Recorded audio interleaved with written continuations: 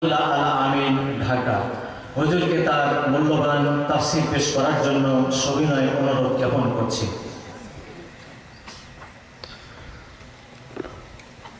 আসসালামু আলাইকুম ওয়া রাহমাতুল্লাহি ওয়া বারাকাতুহু।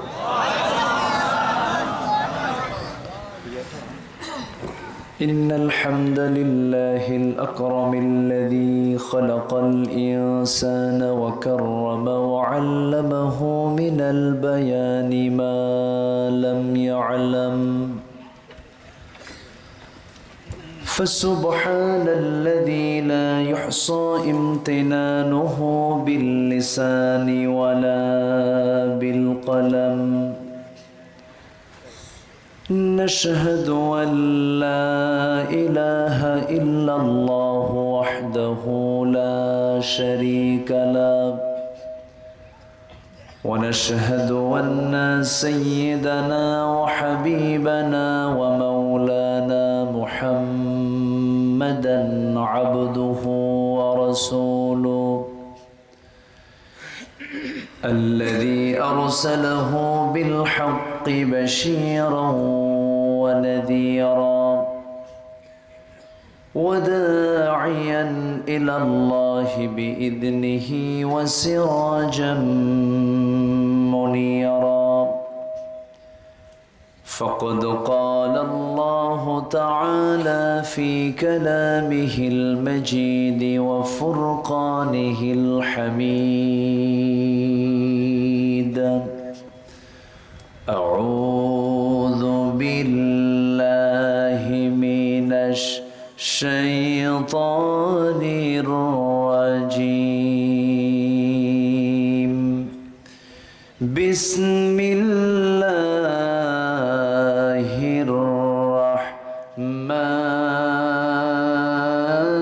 الرحمن الرحيم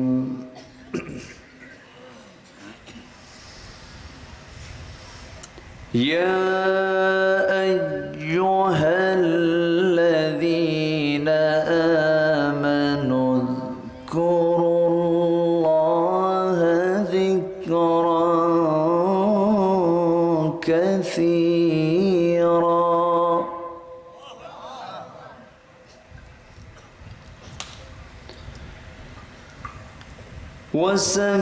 وسبحوه بكرة وأصيلا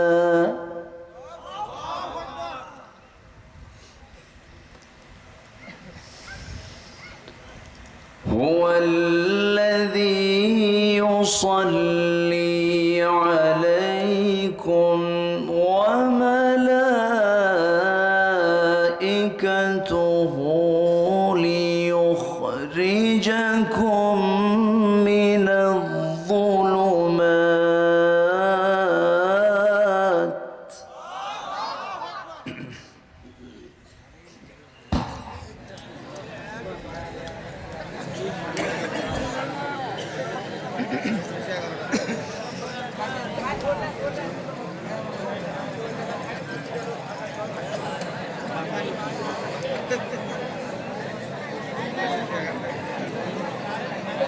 আপনারা বসেন বসেন জেনারেটর দিকে তো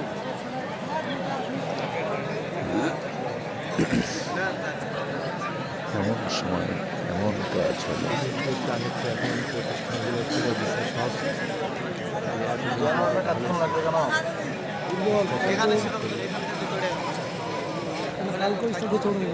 জেনারেটর পাশে বসে থাকবে এখানে যাবে ওখানে একটা গ্রুপ থাকবে এখানে যাবে 10 সেকেন্ডের মধ্যে চালু হবে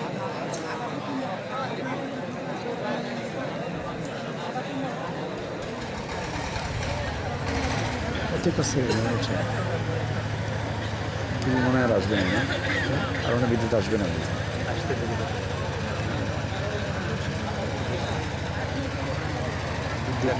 আর আসবে না জি ভাই বিদ্যুৎ মনে হয় আর আসবে না আসবে এই মেশিন আসবে ইনশাআল্লাহ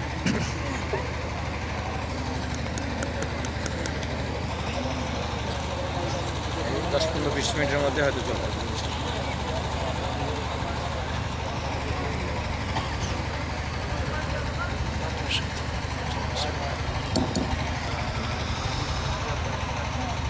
هو الذي يصلي عليكم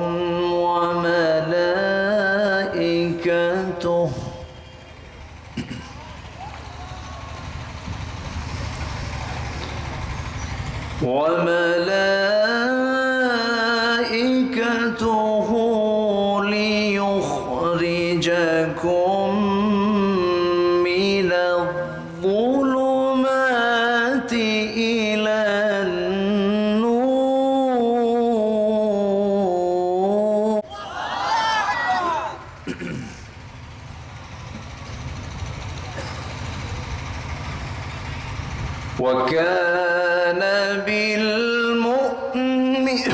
وكان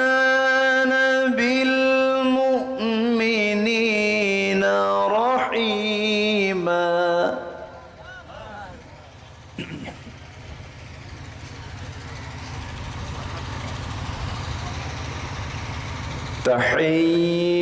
تحيتهم يوم يلقونه سلام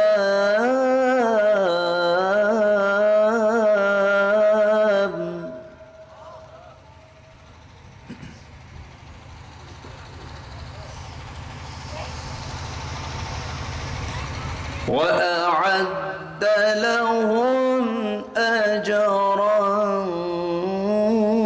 كريما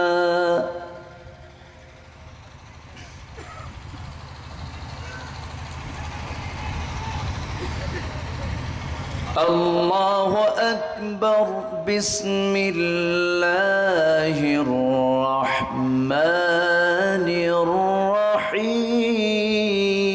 الرحيم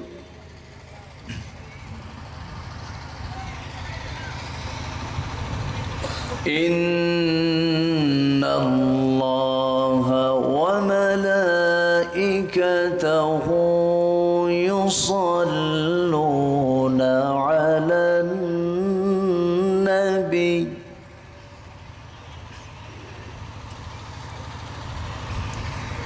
يا أيها الذين آمنوا صلوا عليه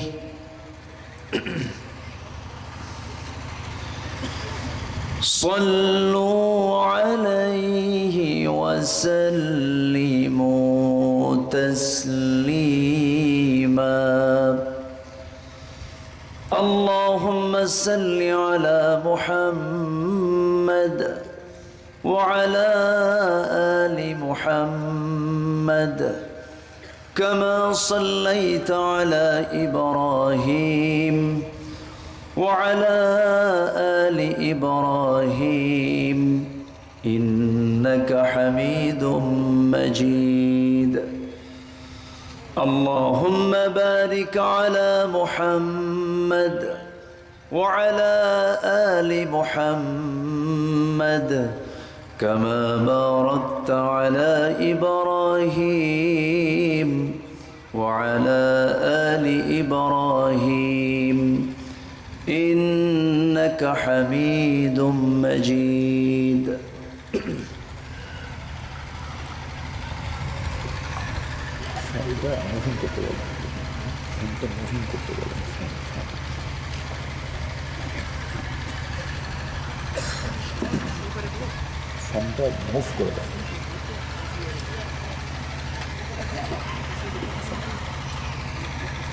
প্রাকৃতিক সৌন্দর্যের অপরূপ লীলাভূমি সবুজ বেষ্টিত অঞ্চল রাজশাহী জেলার তানোর উপজেলার নারায়ণপুর গ্রামবাসী মাহফিল ইন্তেজামে কমিটি কর্তৃক আয়োজিত স্কুল মাঠে অনুষ্ঠিত দুদিনব্যাপী তাফসিরুল কোরআন মাহফিল 2024 মহৎ আয়োজনের সম্মানিত সুযোগ্য সভাপতি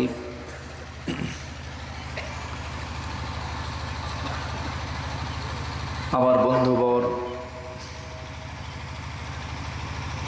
নন্দিত আলেমে দ্বীন কারি মাওলানা ইসহাক আলী সাহেব, প্রধান অতিথি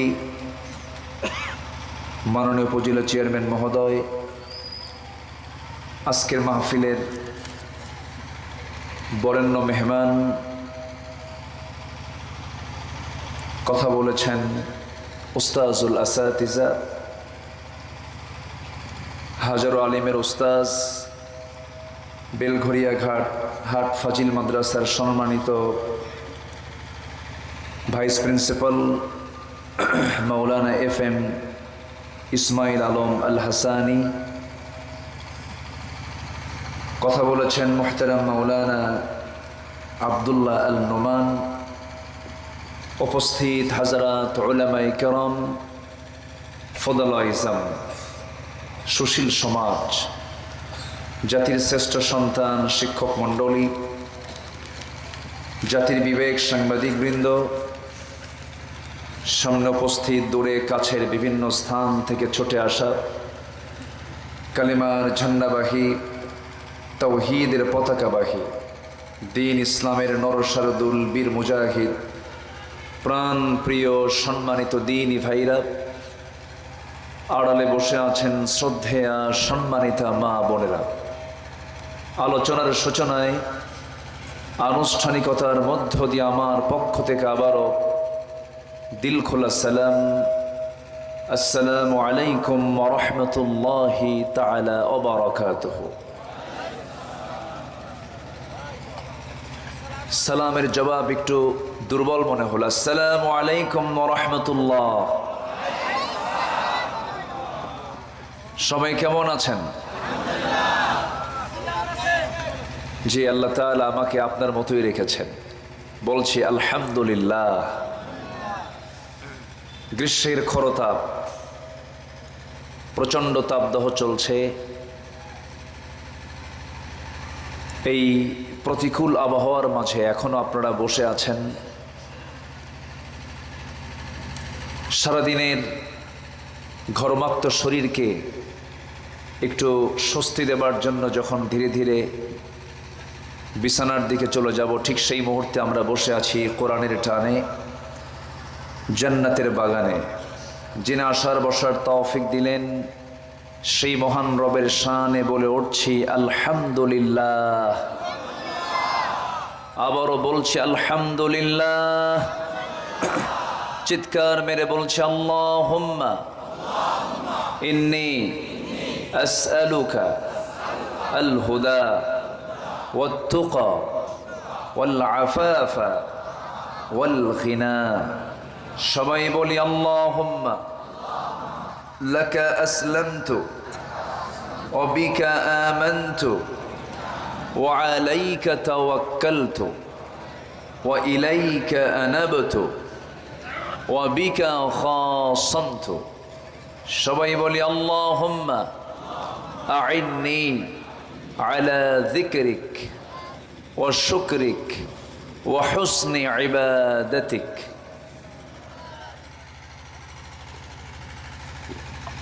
আমরা আল্লাহ তাআলার শুকর আদায় করে নিলাম। উঠতে একটু দেরি হলো, শেষ হতে যদি একটু দেরি হয় কষ্ট হবে? সময় দেওয়া যাবে তো? সবাইকে সময় দিতে রাজি আছি? জোরে বলি ইনশাআল্লাহ।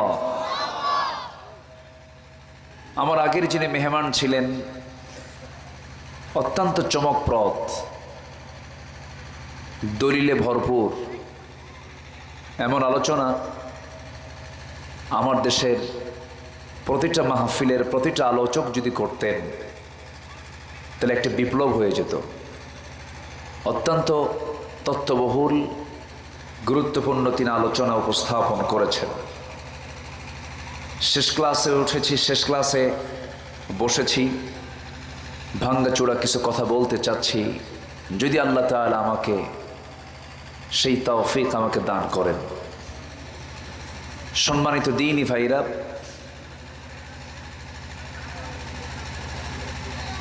মাহফিল এই প্রচণ্ড গরমের ভিতরে মাহফিল কমিটি এই মাহফিলটার আঞ্জাম দিয়েছেন। শুনেছি এই মাহফিলের বৈশিষ্ট্য হলো বৃষ্টি হওয়া, না? কে যেন বলছে প্রায় হয় এটা, তো আজকে তার বিপরীত হয়েছে। বৈশাখে তো একটু ঝড়টর হয়, তাই না? সেদিন চট্টগ্রামের বাঁশখালী একটা মাহফিল ছিল। তো মাহফিল শেষে কিছু ভাই বলছে, হুজুর একটু দোয়া করেন যেন বৃষ্টি হয়। তো পাশে থেকে আবার কিছু শ্রোতা বলছে, হুজুর আপনি দোয়া করেন বৃষ্টি যেন না হয়। তো বললাম কেন? বলতেছে, হুজুর আমাদের মাঠে প্রচুর পরিমাণ টনকে টন লবণ আছে, বৃষ্টি হলে সব লবণ ডুবে যাবে, তলে যাবে। তা আপনার বৃষ্টির দরকার কেন? হুজুর মাঠে কি বলে ধান আছে, আজ থেকে আরো 20-25 দিন আগের কথা। তো জমিনে কোথায় কি দরকার সবচেয়ে বেশি জানেন তিনি কে? আসতে বলবেন না, তিনি কে? আল্লাহ তাআলা। পানির স্তর থাকে, এই স্তরটাকে আবার সুন্দর লেভেলে নিয়ে আসেন, তিনি আমার কে? আল্লাহ তাআলা। আল্লাহ রাব্বুল আলামিন বলেন, قُلْ أَرَأَيْتُمْ إِنْ أَصْبَحَ مَاؤُكُمْ غَوْرًا فَمَنْ يَأْتِيكُمْ بِمَاءٍ مَعِينٍ। এই যে জমিনের নিচের যে পানিটা আল্লাহ রাব্বুল আলামিন রেখে দিয়েছেন, আকাশে মেঘ জমা হলে পানির স্তরটা কাছাকাছি চলে আসে। এই স্তরটাকে তোমার হাতের নাগালে পৌঁছে দেওয়ার দায়িত্ব পৃথিবীর কেউ নেয় নাই, নিয়েছেন আমার আল্লাহ রাব্বুল আলামিন। জোরে বলি সুবহানাল্লাহ। একমাত্র ক্ষমতা, একমাত্র পাওয়ার সকল ক্ষেত্রে যার, তিনি আমার কে? আসতে বলবেন না, তিনি আমার কে? আল্লাহ তাআলা। সে আল্লাহর কালাম আমরা শুনতে এসেছি, আমরা বলবো না যে এটা বৈরী আবহাওয়া। আল্লাহ যা দিয়েছেন আমরা খুশি, বলি আলহামদুলিল্লাহ। গ্রীষ্মের তো খরতাপই হয়, তাই না? গ্রীষ্ম আমরা যা জানি, গ্রীষ্ম, বর্ষা, শরৎ, হেমন্ত, শীত, বসন্ত, ষড়ঋতুর দেশ বাংলাদেশ। তো আমাদের গ্রীষ্মের তো খরতাপই হয়। এই গরম আগের থেকেই চলছে। তো আমরা আল্লাহর কাছে একটু বলবো, আল্লাহ স্বস্তির নিঃশ্বাস যেন ফেলতে পারি, জমিনটা একটু ধুলাই মলিন, জমিনটাকে একটু সিক্ত করে দাও। জোরে বলি আল্লাহুম্মা আমিন। আমি আলোচনা শুরু করেছিলাম তেলাওয়াতের মধ্য দিয়ে, আমার অভ্যাস, নিয়মিত অভ্যাস তেলাওয়াতের মধ্য দিয়ে সূরাতুল আহজাব থেকে আমি 4-5টা আয়াতে কারিমা তেলাওয়াত করেছি। আয়াতগুলোকে সামনে রেখে কিছু কথা বলতে চাচ্ছি। আমাকে সময় দেওয়া যাচ্ছে তো ইনশাআল্লাহ? আমি আয়াতের দিকে আস্তে আস্তে চলে যাব। তার আগে আমি সবার কাছে একটু আরজ করব, মাহফিলটা তারা আয়োজন করেছেন ছোটোখাটো না, একটু বড় সড়ো, বেশ বড় তারা আয়োজন করেছেন। এই বৈশাখ মাসে তারা এই বৃহৎ একটি পরিকল্পনা হাতে নিয়েছেন। তো এই মাহফিলটার আঞ্জাম দিতে গিয়ে মাহফিল কমিটি বেশ অর্থ খরচ করে ফেলেছেন। তাদের একটা চাওয়া হচ্ছে, যারা মাহফিলে এসেছেন মেহেরবানি করে যদি আপনাদের সবার উদার চিত্ততা নিয়ে একটু মাহফিলটার জন্য সবার সহস্ত যদি প্রসার করা হতো, মাহফিল কমিটি একটু ধন্য হতো। তে আমরা যদি কোরআনের জন্য কিছু দান করি, আমাদের লস হবে না লাভ হবে? মনে হয় রাগ করতেছেন আপনারা নাকি? লস হবে না লাভ হবে? এটা কি দুনিয়ার লাভ না আখেরাতের লাভ? আখেরাতের লাভ। আমরা আখেরাতের এই বিশাল একটি প্রাপ্তির জন্য আর্থিক একটি ইবাদত, আমি সবার কাছে একটু শুরুতেই আমি আবদারটা রাখবো। কেন? আমাকে কিছুক্ষণ পর পর তারা চিরকুট দেবে, বলবে, আলোচনার বিঘ্নতা দেখা দেবে। তো আমি যেন এক পাশ হয়ে যেন একদম ফ্রেশ মাইন্ডে যেন কথা বলতে পারি। তো সবার কাছে আমি শুরুতেই একটু চেয়ে নিচ্ছি, আমরা যে যতটুকুন পারি না কেন আমরা দেব। কাকে খুশি করার জন্য বলেন তো? 2 থেকে 3 মিনিট একটু ব্যাগ যাবে, যে যা পারি দিল থেকে আমরা দেব ইনশাআল্লাহ। ভলেন্টিয়ার কোথায়? যে একটু দ্রুত গতিতে স্বেচ্ছাসেবক ভাইয়েরা, আমরা সবাই একটু দিলটা নরম করে যখন দিতে নেব তখন ভাববো যে আমি আমার বাবার জন্য, মার জন্য, অসুস্থতার জন্য এটা নিয়ত করে আমি দেব আমরা। কবুল করবেন কে বলেন তো? আসতে বলবেন না, কবুল করবেন কে?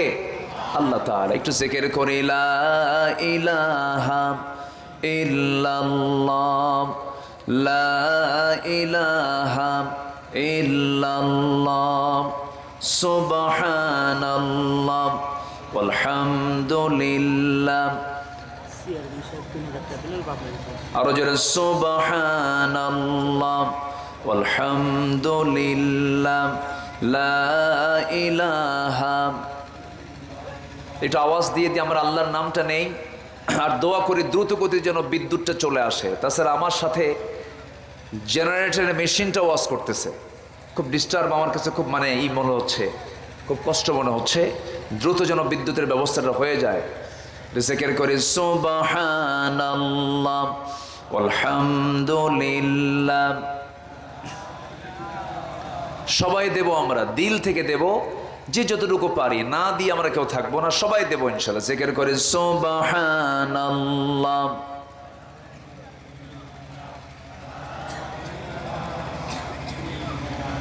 তুমি বাঁচাও, তুমি মারো, অবিরত ক্ষমা করো। তুমি বাঁচাও, তুমি মারো, এরকম বিদ্যুৎ আসছে, বলেও তো না।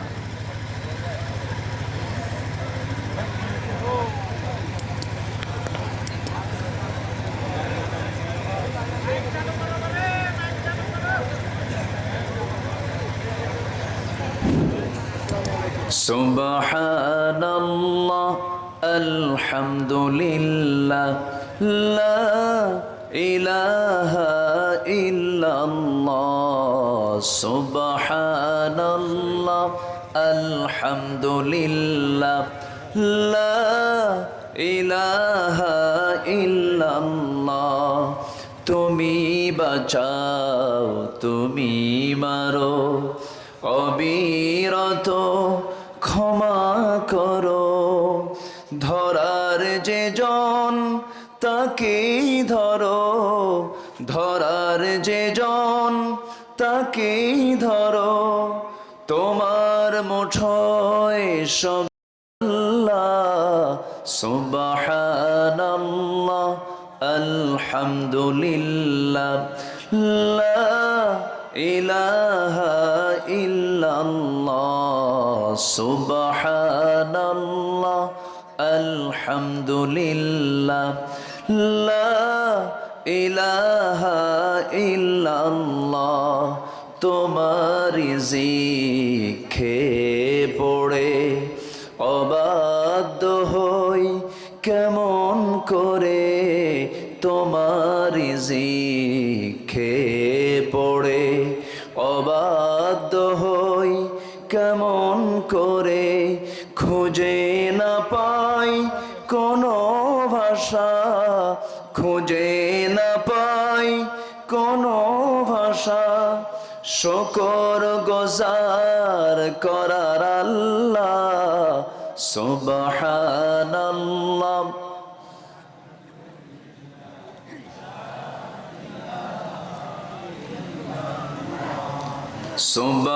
সুবহানাল্লাহ, আলহামদুলিল্লাহ, লা ইলাহা ইল্লাল্লাহ।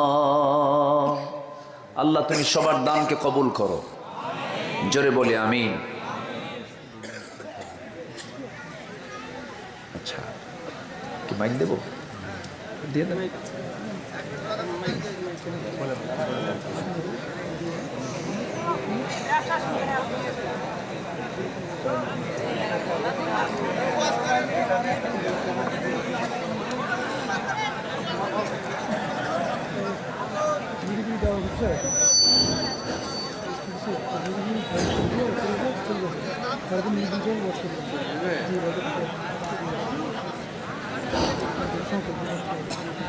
আসসালামু আলাইকুম ওয়া রাহমাতুল্লাহ।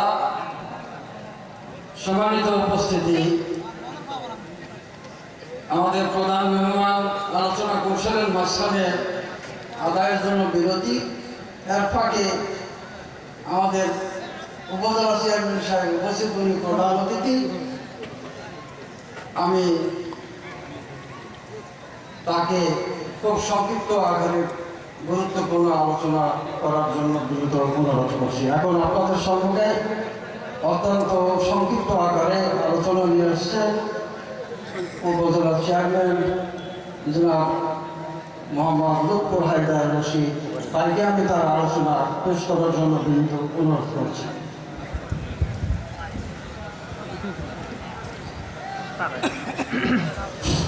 বিসমিল্লাহির রহমানির রহিম। আসসালামু আলাইকুম। আপনারা ভালো আছেন? আসলে আমি এখানে কোনো বক্তৃতা দিতেও আসি নাই, আর এই মঞ্চটা আসলে বক্তব্য দেওয়ার মঞ্চ না। আমি আপনাদের সাথে একটু সালাম বিনিময় করার জন্যই মূলত উঠেছি।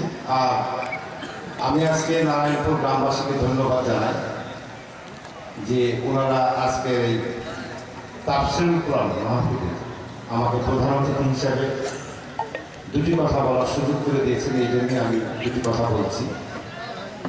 আপনাদের ধৈর্যচ্যুত আমি করবো না। আপনারা আমাকে সবাই চেনেন, আমি আপনাদের পার্শ্ববর্তী ইউনিয়নের মানুষ। আমি কলমা ইউনিয়নের দুইবারের চেয়ারম্যান ছিলাম। আবার 2019 সালের 10ই মার্চে আপনারা আমাকে বিপুল ভোট দিয়ে উপজেলার চেয়ারম্যান হিসেবে নির্বাচিত করেছিলেন। তা আমি আপনাদের কাছে এইটুকুই শুধু বলে যেতে চাই যে দীর্ঘ 5টি বছর উপজেলা পরিষদের বিভিন্ন কর্মকর্তাদের সাথে কাজ করতে আমার শিখতে কিন্তু 5টি বছর লেগেছে। আমি হয়তো আপনাদের তেমন কোনো উপকারে রাখতে পারিনি হয়তো। তা আমি আপনাদের কাছে দোয়া চাই এবং আপনাদের কাছে আমি ক্ষমা চাই যে এই 5টি বছর মানে আমার দ্বারাই যদি আপনারা কেউ কোনো মন খারাপ করে থাকেন, আমার উপর কেউ যদি অভিমান করে থাকেন, আমার উপর কোনো না পাওয়ার বেদনার থেকে যে কষ্ট পেয়ে থেকে থাকেন, তা আল্লাহর আস্তে আজকে আপনারা আমাকে ক্ষমা করে দিন। আর আপনারা সবাই জানেন যে আগামী 8 মে আবার উপজেলা নির্বাচন। এই নির্বাচনে আমি আবারও প্রতিদ্বন্দ্বিতা করছি। আমার প্রতীক কিন্তু হলো কাপ্রিস। আপনারা আমার জন্য দোয়া করবেন। আমি ভোটের কথা বলি নাই, আমি আপনাদের কাছে দোয়া চাইতে এসেছি। আর আমি আসলে বক্তব্য বাড়াতেও চাই না। তো সবাই আপনারা ভালো থাকেন, সুস্থ থাকেন, আমার জন্য দোয়া করবেন, আমি আপনাদের জন্য দোয়া করব। আর আমি এই গ্রামবাসীর পক্ষ থেকে যদিও তফসিল ঘোষণা হয়ে গেছে, আমি জানি না এটা কোনো প্রতিষ্ঠানের উন্নতি কল্পে এই আয়োজন কিনা আমি জানি না। তারপর আমি কমিটির কাছে জেনে নেব, গ্রামবাসীর উদ্যোগে।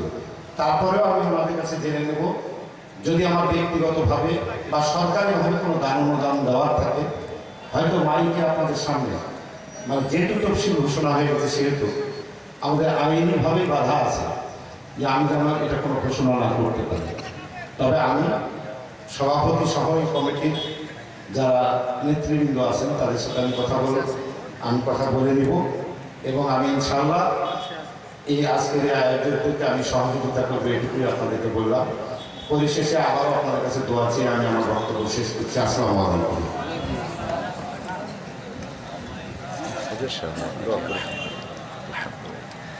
জি, আমরা আজকের এই মহতি মাহফিলের যিনি অনারেবল চিফ গেস্ট ছিলেন, আমরা তার সৌজন্য কিছু কথা আমরা শুনলাম। সম্মানিত হাজিরিন, বারবার আপনাদেরকে একটু কষ্ট দেওয়া হচ্ছে, তবে মাহফিল আমরা এসেছি, আমরা শেষ ফিনিশিংটা দোয়ার মধ্য দিয়ে আমরা মাহফিলের ইতি টানবো। জোরে বলি ইনশাআল্লাহ, জোরে বলি ইনশাআল্লাহ। সম্মানিত ভাইয়েরা, মহান রব্বুল আলামিন আমাকে আপনাকে সৃষ্টি করেছেন, আমাকে আপনাকে সৃষ্টির সেরার মর্যাদা দিয়ে দুনিয়াতে পাঠিয়েছেন। একটা লক্ষ্যে তিনি পাঠিয়েছেন, সে লক্ষ্যটা হলো কোনো কিছুই নয়, লক্ষ্য একটা, সেটা হলো বান্দার দায়িত্ব হলো কার গোলামি করা? আসতে বলবেন না, কার গোলামি করা? এক জায়গায় না সব জায়গায়?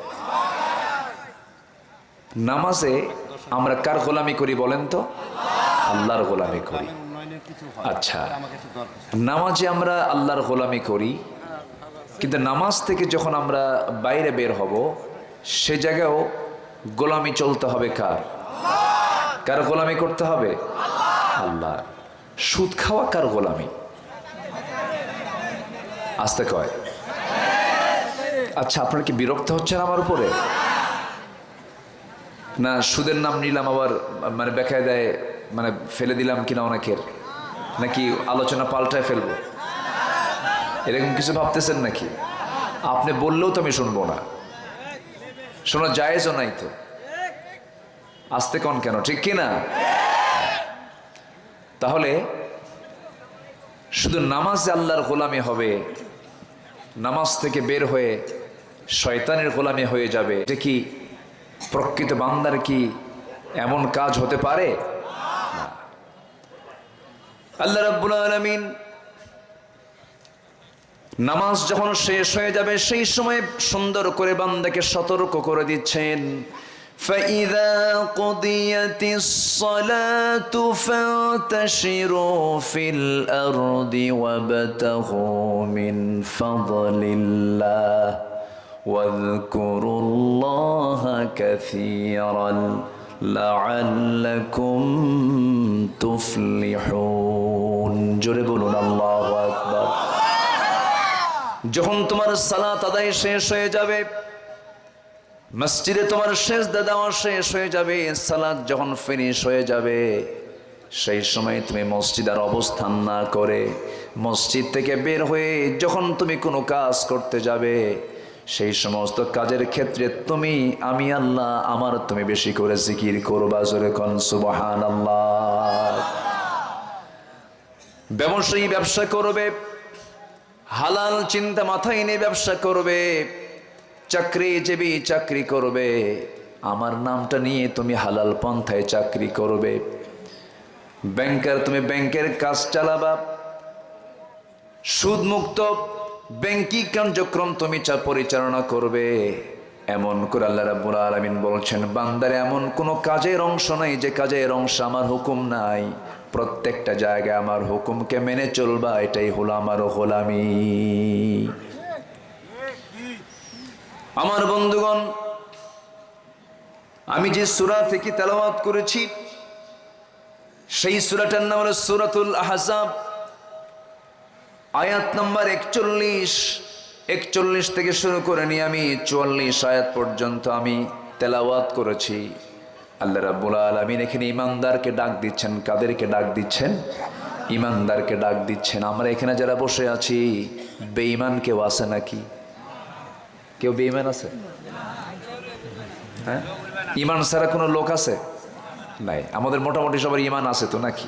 নামাজ না পড়ি, ইমান তো আছে। কেন নামাজ না পড়লে ইমান থাকবে না? কে কইছে?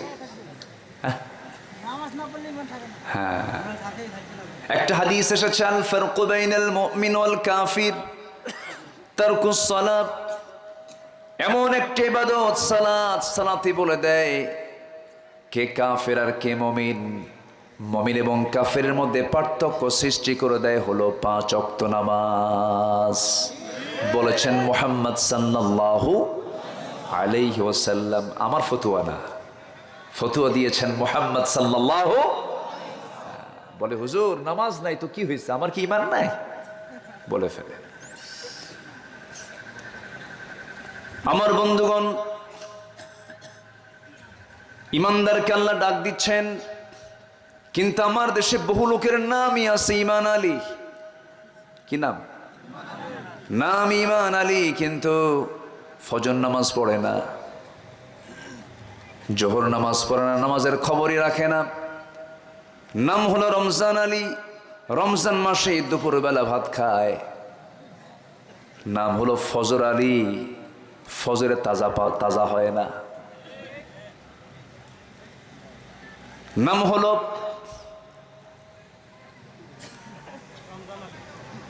নাম হলো হিম্মত আলী। সাইকেলের চাকা বাসটলি শীত হয়ে পড়ে। আমার বন্ধুর নাম হলো আতর আলী, পকেটে গাজার গন্ধ আছে না নাই? নাম দিয়া তো কাজ হবে না, বংশ দিয়েও কাজ হবে না, নবীর সন্তান হয়েও লাভ হবে না, নবীর বাপ হয়েও লাভ হবে না। তার বড় প্রমাণ হলো ইব্রাহিম আলাইহিস সালাতু ওয়াস সালাম, আল্লাহর পয়গম্বর, তার বাপ হলো আজর মুশরিক। আল্লাহর নবী নূহ আলাইহিস সালাতু ওয়াস সালাম, তার ছেলে হলো কেনান কাফের। আমার নবীজি বিশ্ব নবী, তার আপন চাচা হলো আবু লাহাব, সে কাফের, একই বংশ, কুরাইশ বংশের মানুষ। আবু জেহেল কুরাইশ বংশ, আমার নবীজিও কুরাইশ বংশ। বংশগত কৌলিন্য দেখিয়ে, চেহারার সৌন্দর্য দেখিয়ে, আর এই সমস্ত পিতার পরিচয় দিয়ে, ভাইয়ের পরিচয় দিয়ে, বংশের পরিচয় দিয়া আল্লাহর সামনে কোনো মর্যাদা পাওয়া যাবে না।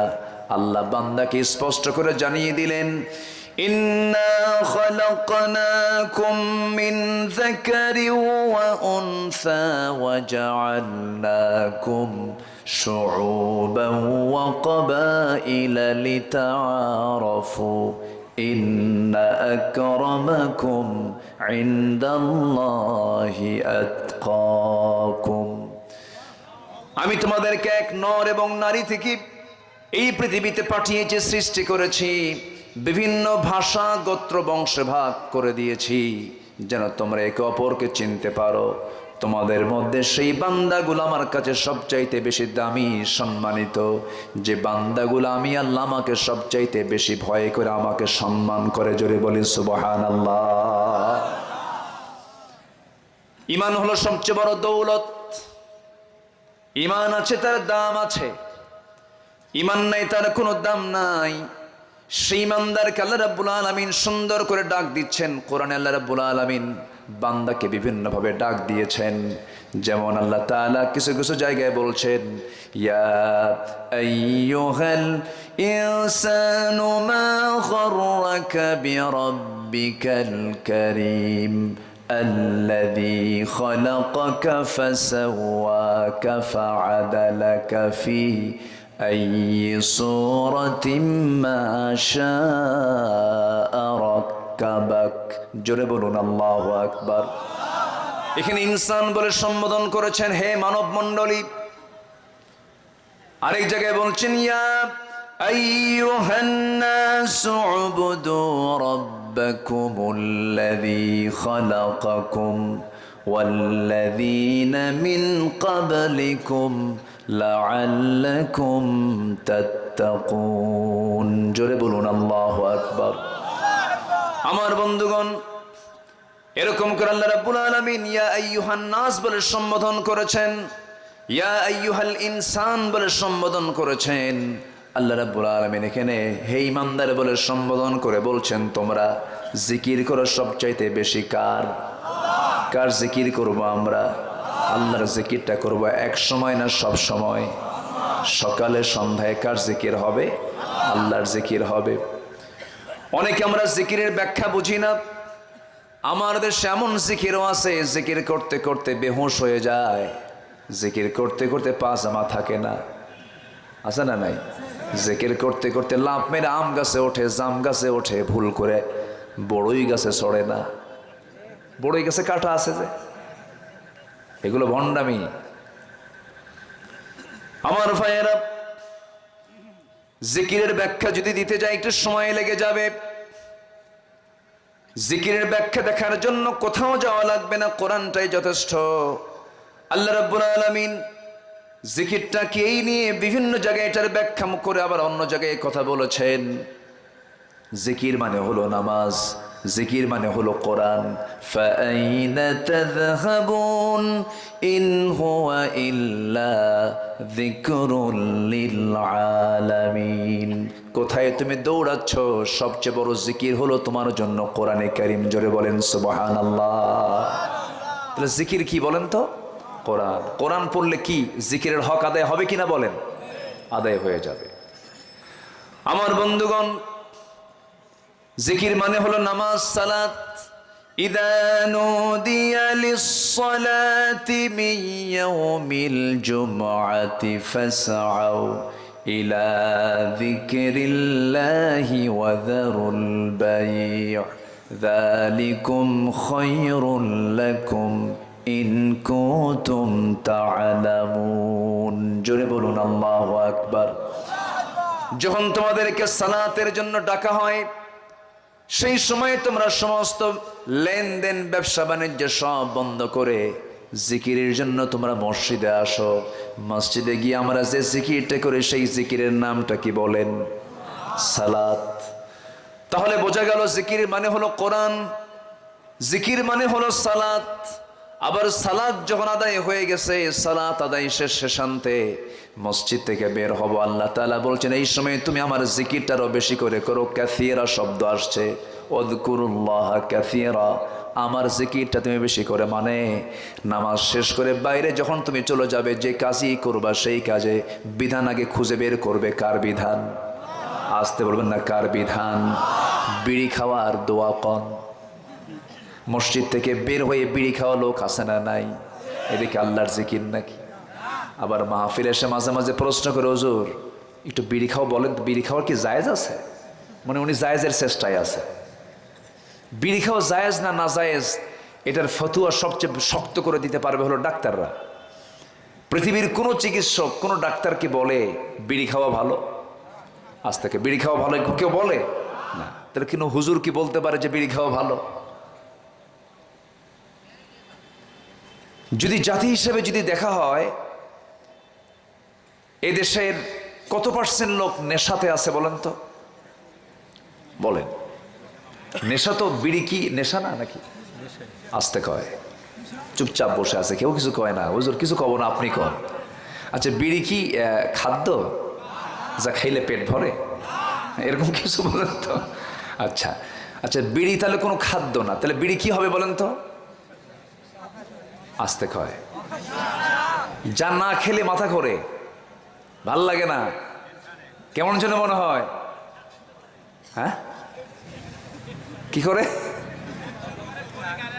হ্যাঁ, তাহলে বিড়ি হচ্ছে, সিগারেট হচ্ছে নেশার প্রথম পদক্ষেপ, নেশার প্রথম সিঁড়ি হচ্ছে টানাটানি। আগে কিন্তু ঢালে না, আগে ঢালাঢালি না। মদ কি করে? ঢালে। আর বিড়ি টানে। আগে টানাটানি না আগে ঢালাঢালি? আগে টানাটানি, এরপরে কি? ঢালাঢালি। বড় নেশার ছোট নেশা হলো এই নেশা।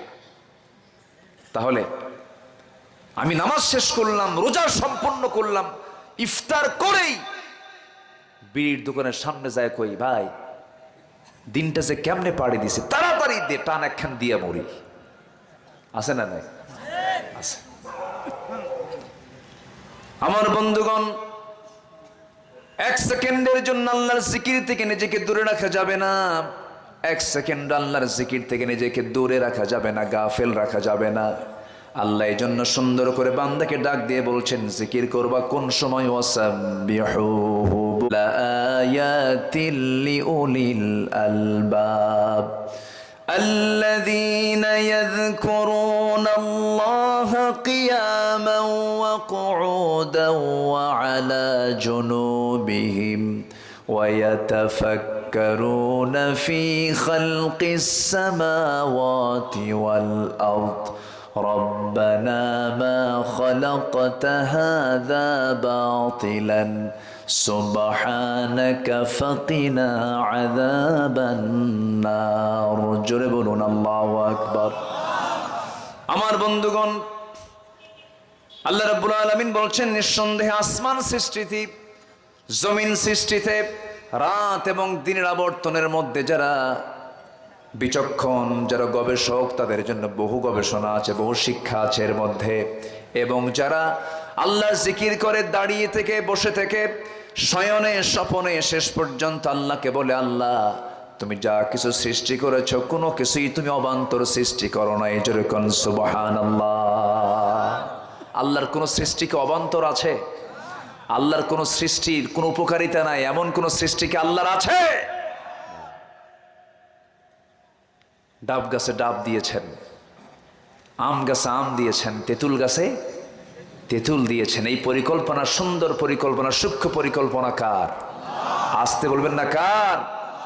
একই মাটি, পাশাপাশি গাছ, তেঁতুলে আম ধরে না, আমে তেঁতুল ধরে না। এটা কি কোনো বান্দা চালায়? আসতে বলেন কেন? কে চালান? আসতে বলবেন না, কে চালান? আল্লাহ চালান।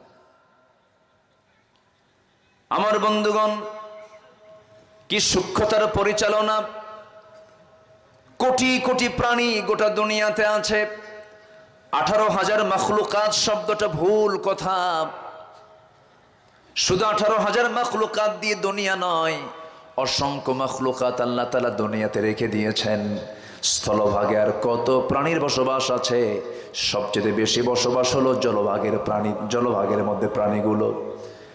অসংখ্য মাখলুকাত, সমস্ত মাখলুকাতকে আল্লাহ রাব্বুল আলামিন সৃষ্টি করেছেন। সৃষ্টি করে দিয়ে বলছেন, বান্দা, সকল মাখলুককে সৃষ্টি করেছি আমি আল্লাহ, তুই বান্দা তোর খেদমতের জন্য। জোরে কোন সুবহানাল্লাহ।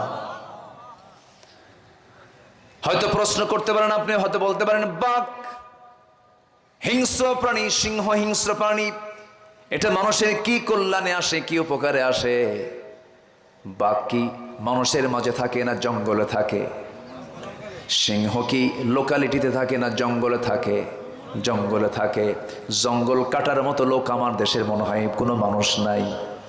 আসতে বলে, আসে না নাই? এই জঙ্গলগুলো রাখার দরকার। ধরেন আমার দেশের সবচেয়ে বড় বন হলো সুন্দরবন। সুন্দরবনটা হলো বঙ্গোপসাগরের তীরবর্তী একটা বন, হলো সুন্দরবন। এই সুন্দরবনকে আল্লাহ রাব্বুল আলামিন বরিশাল, সাতক্ষীরা, খুলনার প্রোটেকশনের জন্য প্রাচীর করে আল্লাহ তাআলা সুন্দরবনটা দিয়েছেন। কোনো জলোচ্ছ্বাস যদি হয়, কোনো ঝড় সাইক্লোন যদি চলে আসে, সেই সময় প্রথম প্রাচীর হিসেবে আল্লাহ রাব্বুল আলামিন সুন্দরবনটা দিয়ে দিয়েছেন। প্রথম ঝড় ঝাপটা সব বনের ভিতরে আঘাত হানে। বাতাসের গতিটা আল্লাহ রাব্বুল আলামিন সুন্দরবনের মধ্য দিয়ে প্রথমে কমায় দেন। জোরে কোন সুবহানাল্লাহ। আর সেই সুন্দরবনের পাহারা দেবার জন্য আল্লাহ তাআলা দুনিয়ার কোনো মানুষকে দায়িত্ব দেন নাই, দিয়েছেন রয়্যাল বেঙ্গল টাইগারকে। সুবহানাল্লাহ বলবেন না?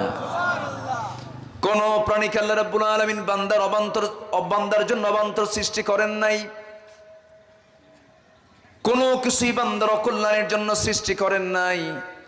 আল্লাহ রাব্বুল আলামিন সুন্দর করে বান্দাকে বলছেন, বান্দা তুমি কি আমার সৃষ্টির দিকে তাকাও না? তুমি কি তোমার নিজের দিকে তাকাও না? আমার সৃষ্টির দিকে তাকালে, তোমার নিজের দিকে তাকালে তোমার মুখ থেকে অনায়াসে আমার শুকর বের হয়ে যাবে।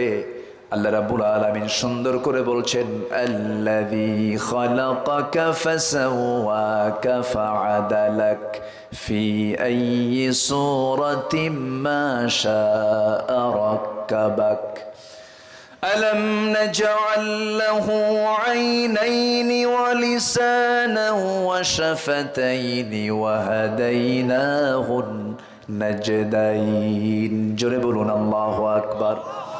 আমার বন্ধুগণ, আমরা যখন মার পেটের মধ্যে ছিলাম, খুব শক্তিশালী না খুব দুর্বল? আস্তে আস্তে কয়, শক্তিশালী না দুর্বল? শুধু দুর্বল না, অতিশয় দুর্বল। অতিশয় দুর্বল। মানুষকে সৃষ্টি করা হয়েছে দুর্বল করে। খলিকাল ইনসানু দাঈফা। আপনার বাড়ির গাভীর পেট থেকে বাচ্চা যখন বের হয়, গাভীর বাচ্চাকে এলাকায় কি বলে? বাছুর। এই বাছুরটা যখন বের হয়, গাভীর পেট থেকে গাভীর বাচ্চা বের হলো, বাছুরটা বের হলো, সঙ্গে সঙ্গে জমিনে নামার সঙ্গে সঙ্গে হাঁটা শুরু হয়ে গেছে। আল্লাহ তাআলা মানুষকে, আল্লাহ রাব্বুল আলামিন সেই পদ্ধতি দেন নাই। সন্তান জন্ম নেবে, সন্তানকে লালন পালন করেন কে? মা। এমন সুন্দর করে গড়ে তোলেন মা, মোহাব্বত বাড়ায় দেন মার ভিতরে। সন্তান মার মধ্যে একটা তার সৃষ্টি করে দেন। এই যে মোহাব্বতটা দিয়ে দেন, এই মোহাব্বতটা সৃষ্টি করে দেন তিনি একমাত্র আমার কে? আল্লাহ তাআলা। সেই মার পেটের মধ্যে আমি যখন ছিলাম, আমার আল্লাহ যে রহমান, আমার আল্লাহ যে রহিম, আমার আল্লাহ যে দয়ালু, আমার আল্লাহ যে রাজ্জাক। আমার বন্ধুগণ, আল্লাহ রাব্বুল আলামিন বলছেন, বান্দা তোমার নিজের দিকে তাকায় দেখো, তোমার তো কোনো অস্তিত্ব ছিল না, আমি তোমাকে অস্তিত্ব দিয়েছি। অহংকার তোমার কিসের? তোমার তো অহংকার মানায় না। তোমার জন্ম হলো এক ফোঁটা পানি থেকে এবং শেষ হবে তোমার মাটিতে মিশে যাওয়ার মধ্য দিয়ে। অহংকার তোমার জন্য মানায়? কিন্তু সে অহংকার আজকে মানুষের মধ্যে আছে না নাই? আসতে বলবেন না, আছে না নাই? ক্ষমতার অহংকার, টাকার অহংকার, চেহারার অহংকার, নেতৃত্বের অহংকার আছে না নাই? কিছু হইলে হুমকি দেয়, বেশি কথা কইও না, মামলা দেব কিন্তু। আসতে কোন কেন? আসতে কোন কেন? ক্ষমতার দাপট ফেরাউনও দেখিয়েছিল, পানিতে চুবাইয়া মেরেছেন। মারেন নাই? চুবাইয়া মারেন নাই? মেরেছেন কি না? ক্ষমতার দাপট নমরুদ দেখিয়েছিল, আল্লাহ তাআলা তাকে ন্যাংরা মশা দিয়ে বিদায় করেছেন। ক্ষমতার দাপট যুগে যুগে বহু কাফেররা দিয়েছিল, সবগুলোকে শেষ করে দিয়েছেন তিনি আমার কে?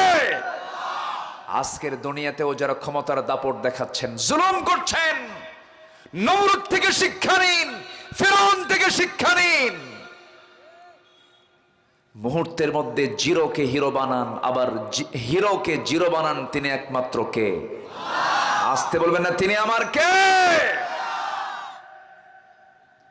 সম্মানিত ভাইয়েরা, সম্মানিত বন্ধুগণ,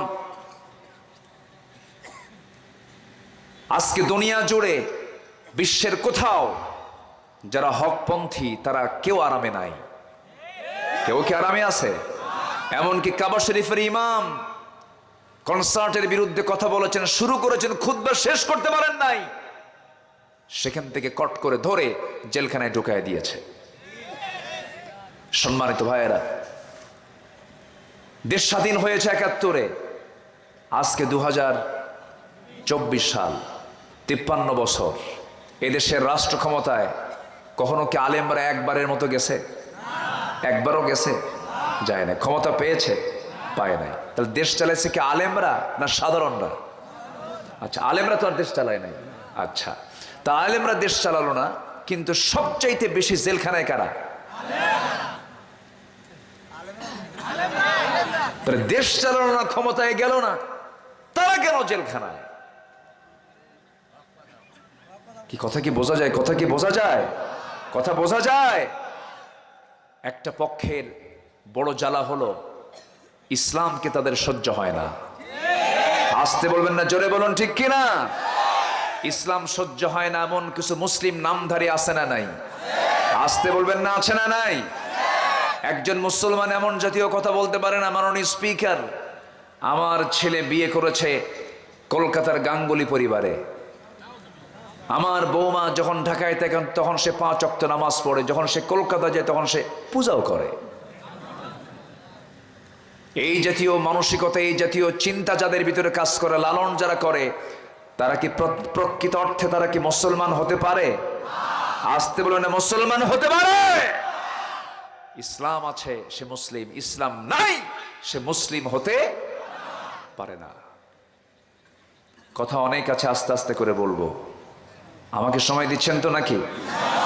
আমাকে সময় দিচ্ছেন তো নাকি? জোরে বলি ইনশাআল্লাহ। ইসলামকে মানতে হবে আংশিক না ১৬ আনা? ইসলামকে মানবো আমরা আংশিক না পুরোপুরি?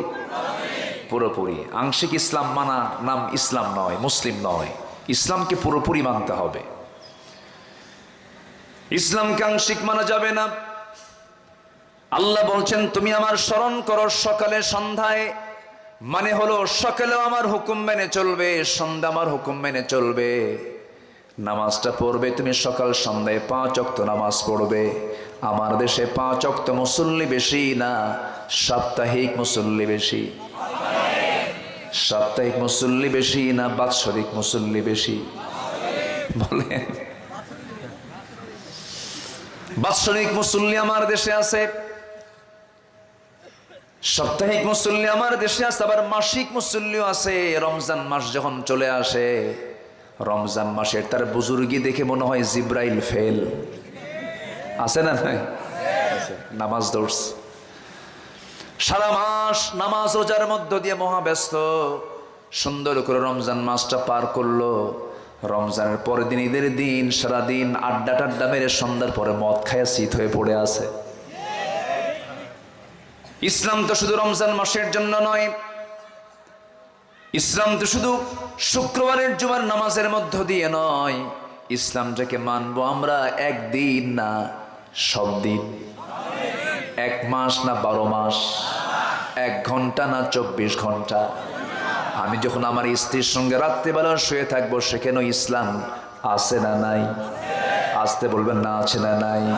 কিন্তু সেই স্ত্রী হতে হবে অন্যের স্ত্রী না নিজের স্ত্রী, এটা যেন মনে থাকে। আবার অন্যের স্ত্রী হলে গুনাহ হয়ে যাবে, অন্য নারী হলে গুনাহ হয়ে যাবে। আল্লাহ কোথাও বলেন নাই তুমি সহবাস করো না, তুমি নারীকে তোমার কাছে টেনে নিও না, তোমার নারীকে তোমার কাছে টানতে হবে, কারণ না টানলে তো আমার বান্দা পৃথিবীতে আসবে না। আমার বান্দা আসার জন্য নারী পুরুষকে এক জায়গায় হতে হবে, কিন্তু সেটা হতে হবে জেনা না বিয়া, জেনা না বিয়া। আজকের সমাজে জেনা করা সহজ না বিয়ে করা সহজ? বলেন, জেনা করা সহজ। জেনাটা আজকে ইজি হয়ে গেছে, আর জেনাকে সহজ করার জন্য কিছু কিছু দিন আমার দেশে যাপন হয়, পালিত হয়। তার মধ্যে একটা মাস এখন চলতেছে বৈশাখ। হলুদ শাড়ি পরে বৈশাখের প্রথম দিনে কপতি জোড়ায় জোড়ায় গিয়ে জোড়ায় বসে বসে পান্তা খায়। গরিব কষ্টে পান্তা খায়, এরা আনন্দে পান্তা খায়, গরিবের সঙ্গে তামাশা করে। ঠিক কিনা? গরিব খায় কষ্টে পান্তা, এরা একদিন বছরে পান্তা খায়, গরিবের সঙ্গে তামাশা করে। এসো হে বৈশাখ। হ্যাঁ হ্যাঁ, আমার বন্ধুগণ, জেনা করার মাধ্যমগুলোকে আজকে গুলোকে ব্যবহার করা হচ্ছে। Pohela Boishakh, 31শে December, 31st night আকাম কুকামের জন্য সেই রাতকে বরাদ্দ করেছে। এরপরে 14ই ফেব্রুয়ারি বিশ্ব ঘন আপনারা। আমার বন্ধুগণ, এই সমস্ত দিবসকে মুসলমান কখনো বিশ্বাস করতে পারে না। মুসলমানদের ভালোবাসা একদিন না সব দিন, মুসলমানদের ভালোবাসা 1 রাত না সব রাত, মুসলমানের ভালোবাসা 1 সময় না সব সময়। যাদের ভালোবাসা গোটা বছর নাই, তারা একদিন ভালোবাসে, সারা বছর শত্রুতা করে। ঠিক কিনা? আমাদের ভালোবাসা কি চলমান না ব্রেক? চলমান। যারা ব্রেকআপ মারে, ব্রেকআপ বোঝেন তো? যুবকরা ঠিকই বুঝতেছে, কিন্তু হুজুর কোন দিক দিয়ে মারতেছে। ভালো করে মারবে। যুবকরা নোংরামি করবা না, আল্লাহর জিকির করবা। যখন তুমি কোনো অসৎ কাজের দিকে যাবে, সেই সময় তোমাকে স্মরণ করতে হবে কার? আল্লাহর স্মরণ করলে কি পরনারীর দিকে নজর যাবে? যাবে না। আল্লাহ তাআলা বলছেন আমাকে এক সময় না, শুধু নামাজে না, ওয়াসাব্বিহুহু বুকরাতাও ওয়া আসীলা, সন্ধ্যা সকাল আমার জিকির কর। যেরকম সুবহানাল্লাহ। সকালে আমার জিকির করো, বিকেলে পার্কে যাবা, আমার নাম ভুলো না, আমি কিন্তু আছি। লাইলি মজনু, তুমি এক জায়গায় হয়ে যাবি, লাইলি মজনুর মাঝে আমি আল্লাহ আছি। ও লাইলি, ও মজনু, পাগল হয়ে যেও না। তুমি মজনু হও, পাগল হও একমাত্র কার জন্য? কিন্তু আজকে মজনু পাগল কার জন্য? কিন্তু মজনু পাগল হবে কার জন্য? আল্লাহর জন্য। ইউসুফ পাগল হয়েছেন জুলাইখের জন্য না আল্লাহর জন্য? কার জন্য? আল্লাহর জন্য পাগল ছিলেন। ইউসুফ ইসলাম কি প্রেম করেছেন কোন নারীর সাথে? আচ্ছা, প্রেম কি নারীর সাথে কি বিয়ের আগে হয় না বিয়ের পরে হয়? কিন্তু আমার দেশে কখন হয়? আগে হয়। কি জানো, ও না প্রেম করে। হ্যাঁ, এরকম বলে না, জানো ও না প্রেম করে। আচ্ছা, প্রেম শব্দটা বিয়ের আগে কি এটা মানায় বলেন তো? বিয়ের আগে প্রেম হয় না জেনা হয়? আজ থেকে প্রেম হয় না জেনা হয়? তাহলে এই জেনার কাজ কি কলেজের সামনে নাই? আজ থেকে হয়। কলেজের সামনে আছে না নাই? ভার্সিটির বারান্দায় আছে না নাই? পার্কে আছে না নাই? রাস্তাঘাটে আছে না নাই? তাহলে এই সমস্ত জনপদগুলো হয়ে গেছে কি প্রেমের জায়গা না জেনার জায়গা? সমস্ত শিশু পার্কগুলো দখল করেছে শিশুর খালারা।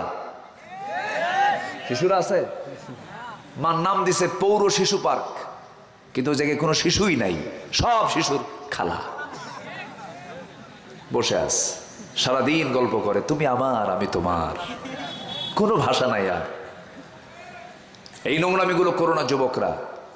ইউসুফকে দেখো কি করেছেন, তিনি জেল খেটেছেন, তবু বাতিল শক্তির কাছে মাথা নত করেননি, নোংরামি কাজে যান নাই। হাসতে হাসতে জেলখানায় চলে গেছেন। কে না জানেন ইতিহাসগুলো একটু বলে দিই মনে করে দেবার জন্য। বলবো এটা মনে করার জন্য বলছি। যুবকরা, তুমি যদি ঠিক হয়ে যাও, যুবকদের চরিত্র যদি ঠিক হয়, যুবকরা যদি নেতৃত্ব দেয়, কোন শয়তান বাংলার জমিনে টিকতে পারবে না। কিন্তু তুমি কি জানো তোমাকে ধ্বংস করার জন্য কত কত ষড়যন্ত্র করছে? পার্শ্ববর্তী দেশ থেকে তোমার জন্য ফ্যান্সি, তোমার জন্য ইয়াবা পাঠাচ্ছে, মাদক দ্রব্যগুলো তোমার জন্য ইসি করে তোমাকে মাতাল বানায়, পাগল বানায় নেতৃত্ব শূন্য করতে চায় তারা। যে নেতা তোমার হাতে অস্ত্র তুলে দেয়, ইয়াবা তুলে দেয়, যে নেতা তোমাকে নোংরা প্রেমের প্রস্তাব দেয়, ওই সমস্ত নেতৃত্বের মুখে জুতা মারো, থুতু মারো। রাজি আছেন কারা কারা? হাত উঁচু করে দেখা।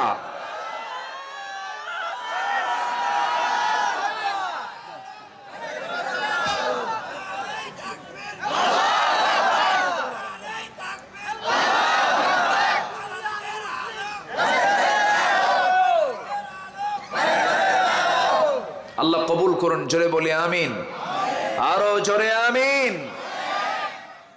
যুবকরা, কোন নেশায় যাবা না, কোন অবৈধ সম্পর্ক করবা না। শেষ রাতে উঠে আল্লাহর কাছে কাঁদবা। তোমার রুটি রুজির ব্যবস্থা কেউ করবে না, তোমার রুটি রুজির ব্যবস্থা, সব ব্যবস্থা আমার আল্লাহ করে দিবেন। যেরকম সুবহানাল্লাহ। তুমি সম্মান খোঁজো, তুমি নিজের সম্মান খোঁজো নেতার কাছে গিয়ে, মন্ত্রীর কাছে গিয়ে, ব্যক্তির কাছে গিয়ে না। তুমি সম্মান তাদের কাছে পাবে না, তুমি সম্মান পাবা হলো শেষ রাতে সেজদার মধ্য দিয়ে আল্লাহর কাছ থেকে তুমি সম্মান পাবে। আসা ইয়াবআসাকা রাব্বুকা মাকামান মাহমুদা। আমরা কোথায় সম্মান খুঁজি আর সম্মান রেখেছেন আল্লাহ তাআলা কোথায়? সুবহানাল্লাহ বলবেন না? নোংরামি করো না যুবকরা। তুমি জেগে ওঠো, সামনে দাঁড়াও, হকের পক্ষে কথা বলো, গ্রামটাকে টার্গেট করো, ইউনিয়নকে টার্গেট করো, বেনামাজিকে নামাজের দাওয়াত দাও। খারাপ কিছু চিন্তা করবা না, খারাপ কোনো কর্মে যাবা না, খারাপ কোনো বন্ধু তালাশ করবে না, বন্ধু নির্বাচন করতে ভুল করবে না। যার একটা ভালো বন্ধু আছে সে বড় ভাগ্যবান। তুমি যদি ঠিক হয়ে যাও, দেশ ঠিক হয়ে যাবে, সমাজ ঠিক হয়ে যাবে। যারা তোমার হাতে নেশাগুলো তুলে দেয়, যারা তোমার হাতে নারী তুলে দেয়, তাদেরকে তুমি মানবা না। কারণ এই দুনিয়ার জীবনটা খুব ক্ষণিকের জীবন, সময়টাকে নষ্ট করা যাবে না। এই দুনিয়ার প্রত্যেকটা সেকেন্ডকে কাজে লাগানোর জন্য আল্লাহ তাআলা বলছেন, ভালো কাজ করো না খারাপ কাজ করো, ভালো কাজ করো। আল্লাহ রাব্বুল আলামিন বলেন, هو الذي خلق الموت والحياة ليبلوكم أيكم أحسن عملا وهو العزيز الغفور। জোরে বলুন আল্লাহু আকবার। তিনি সেই মহান সত্তা যিনি মৃত্যু এবং জীবন সৃষ্টি করেছেন যেন তিনি বুঝে নিতে পারেন তোমাদের মধ্যে কোন কোন বান্দাগুলো ভালো আমল করে আসলো। এই জন্য দুনিয়াতে আমরা আসছি ভালো কাজ করার জন্য, মন্দ কাজ করব না। আমার বন্ধুগণ, আমার রাসূল বিভিন্ন সময় বিভিন্ন নসিহা করতেন, বিভিন্ন সময় বিভিন্ন ওয়াজ করতেন। আমার নবীজি একদিন কোন একটা ওয়াজে বললেন, ও আমার সাহাবীরা শোনো, তোমরা যদি আমাকে 6টা জিনিসের নিশ্চয়তা দিয়ে দাও, আমি তোমাদেরকে জান্নাতের নিশ্চয়তা দেব। আল্লাহু আকবার বলেন। কয়টা জিনিসের? কয়টা? শিখে যাব আমরা, শিখবো না ইনশাআল্লাহ? তোমরা আমাকে বায়উনি, তোমরা আমাকে 6টা জিনিসের নিশ্চয়তা দাও, তোমরা আমাকে নিশ্চয়তা দিয়ে দিবে, আমি তোমাদেরকে জান্নাতের নিশ্চয়তা দিয়ে দেব। এই কথা বলে রাসূল বললেন, যখন তোমরা কথা বলবে, সত্য কথা বলবে, যে নেতাগুলো ঘন ঘন মিথ্যা কথা বলে মুখে জুতা মারবেন, আছে না নাই? খালি মিথ্যা কথা। মিথ্যার নেতৃত্ব কখনো কল্যাণময় হতে পারে না। আধুনিক বিশ্বের, আমরা আধুনিক বিশ্ব বলি, কিন্তু আধুনিক না। এটাকে আধুনিক না জং ধরা? গোটা দুনিয়ার এখন রাজনীতির মূল পুঁজি হয়ে গেছে মিথ্যা। মূল পুঁজি কি? মিথ্যা। পলিটিক্স মানে অন্যকে হারানোর জন্য যে কোনো পন্থা অবলম্বন করাই হলো পলিটিক্স। নোংরা, এটা কি? নোংরা। অথচ রাজনীতি করেছেন মিথ্যা ছেড়ে সম্পূর্ণ সত্যের উপরে মুহাম্মদ সাল্লাল্লাহু। তিনি কি দেশ চালান নাই? তিনি কি রাষ্ট্র চালান নাই? তিনি কি বিচার করেন নাই? করেছেন। আমার বন্ধুগণ, রাসূল বলছেন তুমি আমাকে 6টা কাজের নিশ্চয়তা দেবে, আমি তোমাকে জান্নাতের নিশ্চয়তা দিয়ে দেব। নাম্বার 1, যখন তুমি কথা বলবে সত্য কথা বলবে। ইদা, যখন তুমি ওয়াদা করবে ওয়াদা ঠিক রাখবে। নাম্বার 2, নাম্বার 3 হলো তোমাদের কাছে কোনো কিছুর আমানত রাখলে পরে আমানতটা রক্ষা করবে। নাম্বার 4 হলো তোমরা তোমাদের সতীত্ব রক্ষা করবে, তোমার যৌবনকে কন্ট্রোল করবে। তুমি কি জানো যৌবন কন্ট্রোল যদি করো আমি আল্লাহ তাআলা আমি তোমাকে আরশে আজিমের ছায়ার মেহমান বানায় দেব। আল্লাহ রাব্বুল আলামিন আবার নিচে বলছেন কোন মুমিনরা সফল, কোন ইমানদাররা সফল, যাদের মধ্যে 7টা কাজ থাকবে। কয়টা কাজ? 7টা কাজ থাকবে। قد أفلح المؤمنون الذين هم في صلاتهم خاشعون والذين هم عن اللغو معرضون والذين هم للزكاة فاعلون والذين هم لفروجهم حافظون إلا على أزواجهم أو ما ملكت أيمانهم فإنهم غير ملومين فمن ابتغى وراء ذلك فأولئك هم العادون والذين هم لأماناتهم وعهدهم راعون والذين هم على صلواتهم يحافظون أولئك هم الوارثون الذين يرثون الفردوس هم فيها خالدون জোরে বলুন আল্লাহু আকবার। ওয়াস্ত বেশি লাগে না। এই যে আয়াতটা বললাম, এই আয়াতগুলোর অর্থগুলো যদি আমরা জেনে বুঝে আমল করি, এই আয়াত কয়টা আমাকে জান্নাতের দরজায় নিয়ে চলে যাবে। নাম্বার 1 হলো ওই সমস্ত বান্দাগুলো সফল যারা 1 নম্বরে যারা নামাজটাকে সুন্দর করে কন্টিনিউ করবে, রেগুলার করবে, সুন্দর করে আদায় করবে। নামাজ পড়বে কার খুশির জন্য বলেন? আল্লাহর খুশির জন্য নামাজটা পড়বে। সে ভাববে আমি আল্লাহর সঙ্গে নামাজে আল্লাহর সঙ্গে কথা বলা শুরু করেছি। খুশুর সঙ্গে যারা নামাজ পড়বে, যারা অনর্থক কথা থেকে জিহ্বাকে প্রশান্তিতে রাখবে, জিহ্বাকে বিশ্রামে রাখবে, যার জিহ্বা যত বিশ্রামে থাকবে তার জান্নাত তত কাছে থাকবে। আল্লাহু আকবার বলেন। বেশি কথা হবে বেশি ভুল হবে, কম কথা হবে কম ভুল হবে। কথা বলবো কম, কাজ করব বেশি। কাজ বেশি বেশি করব, কিন্তু কথাটা যতটুকু পারি কম বলার চেষ্টা করব। কম বলেছেন মুহাম্মদ সাল্লাল্লাহু আলাইহি ওয়াসাল্লাম। ইমানদারের লক্ষণ হলো 7টা। নামাজ মনোযোগ দিয়ে পড়বে, জিহ্বাকে বিশ্রামে রাখবে বেশি। নাম্বার 3 হলো যাকাতটা ঠিক মতো আদায় করবে। নাম্বার 4 হলো নিজের যৌনাঙ্গের হেফাজত করবে, নিজের গোপনাঙ্গের হেফাজত করবে। নাম্বার 5 হলো যারা আমানতটাকে রক্ষা করবে। নাম্বার 6 হলো যারা ওয়াদা ঠিক রাখবে। নাম্বার 7 হলো যারা নামাজের ক্ষেত্রে বড় যথেষ্ট যত্নবান হবে। নামাজ মনোযোগ দিয়ে পড়বে শুরু করেছেন, আর নামাজের ব্যাপারে যত্নবান হবে, এটা 7 নাম্বার দিয়ে শেষ করেছেন। এই 7টা কাজ করো, আমি আল্লাহ আমার কাছ থেকে জান্নাতটা বুঝে নাও। জোরে কোন সুবহানাল্লাহ। আবার ঠিক একই কথা আমার রাসূল বলছেন, তোমরা আমার কাছে 7টা কাজের ওয়াদা করো, আমি তোমাদেরকে জান্নাতের ওয়াদা করছি। আল্লাহু আকবার। আমার বন্ধুগণ রাসূল বললেন 4 নম্বরে তোমরা তোমাদের সতীত্বের হেফাজত করবে, খারাপ কাজে যাবে না। ছোট্ট একটা ইতিহাস মনে পড়লো। রাসূল মাঝে মাঝে সাহাবায়ে কেরামকে নিয়ে বিভিন্ন ঘটনা বলতেন, বিভিন্ন ইতিহাস টানতেন। বলবো কথা বলবো। এই যে উঠলো কেন, ওঠে কেন, এই যে ওঠেন কেন, কি হয়েছে, ফি মুশকিলা? হ্যাঁ, বসেন। খুব গরম লাগতেছে মনে হয় আপনাদের, না? কষ্ট পাচ্ছেন আপনারা? দোয়া করে দিই নাকি? নুর আলম ভাই চালাবো, আলোচনা চালাবো, কারো কোনো আপত্তি নাই তো? বলি আলহামদুলিল্লাহ, জোরে বলি আলহামদুলিল্লাহ। আমার বন্ধুগণ, নাম্বার 4 হলো তোমার সতীত্বকে রক্ষা করবি। নাম্বার 5 হলো তোমার দৃষ্টি সংযত রাখবে। এই চোখ দিয়ে সবকিছু দেখা যাবে না। নিজের বউকে দেখলে গুনাহ না সওয়াব? আসতে কয় সওয়াব না গুনাহ? সওয়াব। অন্যের বউকে দেখলে, শালির চেহারার দিকে তাকালে, শালিকে হুন্ডার পিছনে তুললে গুনাহ। শালিকে হুন্ডায় তোলে না? শালিকে হুন্ডায় তোলে না? এমন দুলাভাই তো নাই তানোর নাকি? শালিকে হুন্ডায় উঠায়, ধমক মারে, হুন্ডায় জোর করে হুন্ডায় তোলে। এখন শালি এখন মনে মনে কয় দুলাভাই মানুষ, না উঠলে কেমন হয়? বড় বোনের হাজবেন্ড সে, দুলাভাইয়ের মন রক্ষার জন্য হুন্ডার পিছনে চড়ে, একটু সম্মান রক্ষা করার জন্য একটু দূরেই বসে, মাঝখানে গ্যাপ রাখে, দুলাভাইয়ের গায়ের সঙ্গে গা লাগলে কেমন হয়। কিন্তু দুলাভাই এমন পাকা, সামনে যায় এমন ব্রেক মারে, গ্যাপ পূরণ করে। এরকম দুলাভাই আছে না নাই? এরকম গ্যাপ পূরণ করার সুযোগ কি দেওয়া যাবে?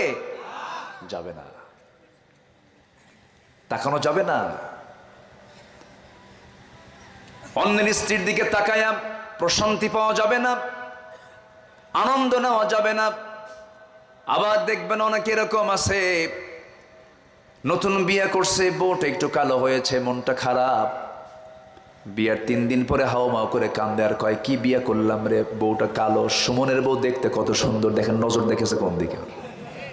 অন্যের বউয়ের দিকে নজর গেলে কি কখন নিজের বউ সুন্দর হবে? নিজের বউকে যদি আপনি পৃথিবীর সেরা বউ হিসেবে দেখতে চান, পৃথিবীর কোন নারীর দিকে তাকানো যাবে না। তাহলে আপনি হবেন পৃথিবীর সবচাইতে বড় সুখী মানুষ। কথা ক্লিয়ার? আমার মায়েরা খুব খুশি, হুজুর ভালো করে রাখুন, আমার স্বামীর নজর ঠিক নাই। আবার অনেক মা বোন আছেন, সুন্দর করে ড্রেসগুলো পরতে হবে স্বামীকে খুশি করার জন্য।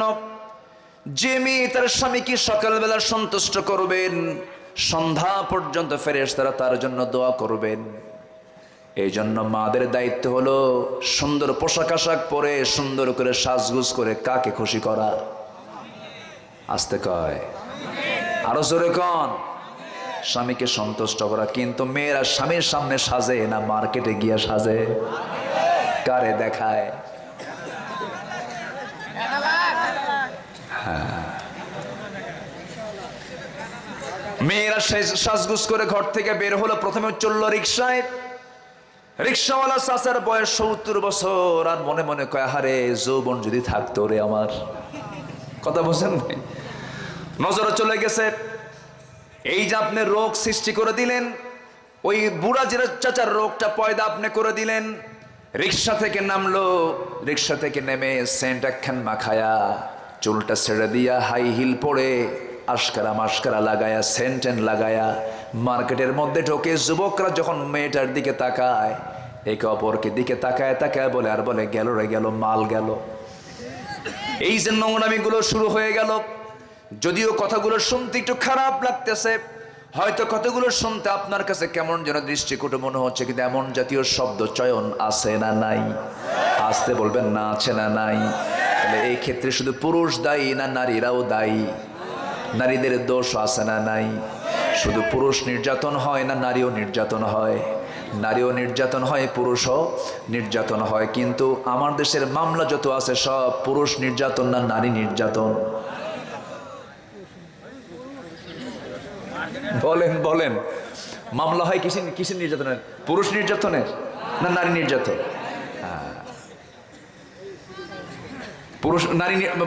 পুরুষকে নারী নির্যাতন করে না? আসতে করে কিনা বলেন? রাগ করতেছেন? বলবো কথাগুলো বলবো। স্বামীকে ধমক মারে, স্বামীর সঙ্গে রূঢ় আচরণ করে। স্বামীটা যদি একটু অসুস্থ হয়ে যায়, অথবা স্বামী যদি একটু কালো হয়, স্বামীর চেহারা হয়তো বইয়ের চেহারা একটু একটু ভালো, স্বামীর চেহারা একটু কালো। ভালো কালো সুন্দর চেহারা অসুন্দর চেহারা কে করে দিয়েছেন? আসতে বলবেন না, কে করে দিয়েছেন? হয়তো বিয়ে করতে নিয়ে কালো মানুষটা সুন্দর বউ পাইছে, সুন্দর বউটা বিয়ে করছে, কিসমতে জুটে গেছে, কিন্তু রাগারাগি উঠলেই কিছু সুন্দরী মহিলা আছে, সুন্দরী বউ আছে, স্বামীকে একটা খোঁটা দিয়ে বলে তোমার সঙ্গে যে আমার বিয়ে হয়েছে তোমার 14 গোষ্ঠীর কপাল। এরকম কিছু মহিলা মনে হয় তানরে নাই, আছে না নাই? বারবার খোঁটা দিয়া কয় চেহারাটা দেখো আয়নার দিকে, হ্যাঁ তোমার সঙ্গে যে আমার বিয়ে হয়েছে তোমার 14 গোষ্ঠীর কপাল। এরকম করে খোঁটা মারা যাবে না, রূঢ় আচরণ করা যাবে না, খারাপ কোনো ব্যবহার করা যাবে না, খারাপ কোনো বাক্যালাপ করা যাবে না। ঘন ঘন কিছু কিছু মহিলা আছে রাগের মাথায় কয় তালাক চাই, বারবার তালাক চাই, তালাক দাও তালাক দাও। এমন মহিলা আছে না নাই? যারা ঘন ঘন তালাক চাবে তারা জান্নাতি না জাহান্নামী? বলেন জাহান্নামী। স্বামীকে সম্মান দিয়ে কথা বলতে হবে। আল্লাহ তাআলা স্বামীকে সম্মান মর্যাদা দিয়েছেন, বউয়েরও সম্মান আছে, মর্যাদা আছে। অবশ্যই কি অবশ্যই আমরা বলবো না কেন, অবশ্যই সম্মান আছে, মর্যাদা আছে। কিন্তু স্বামী বউ যখন নামাজে দাঁড়াবে ইমামটা হবে কে? 3 মাস স্বামী আর 3 মাস বউ, নাকি? না সারা জীবনের জন্য স্বামী? কি ইমাম কে হবে? বলেন ইমাম কে হবে? স্বামী হবে ইমাম। ইমাম হয়ে যাবে স্বামী। আর রিজালু কাওয়ামুনা আলান নিসা, পুরুষরা হবে নারীর পরিচালক। কিন্তু আজকে কি হয়ে গেছে? পরিচালক কে হয়েছে এখন? বলেন কে হয়েছে? নারী হয়ে গেছে পরিচালক। স্বামীকে ধমক দিয়ে বলে তুমি কিছু বোঝো, তুমি তো কসু বোঝো, ধমক মারে। আমার মা আমার নবীজির কাছে একজন সাহাবী, মহিলা সাহাবী এসে রাসূলকে বললেন ইয়া রাসূলুল্লাহ, মদিনায় আপনি হিজরত করে আসলেন, সব সাহাবীরা কত কি দান করলাম, আমি আপনাকে কিছুই দিতে পারলাম না। আমার কলিজার টুকরার সন্তান আনাসকে আপনার খেদমতে দিয়ে দিলাম। সেই মহিলার নামটা হলো উম্মে সুলাইম রাদিয়াল্লাহু তাআলা আনহা।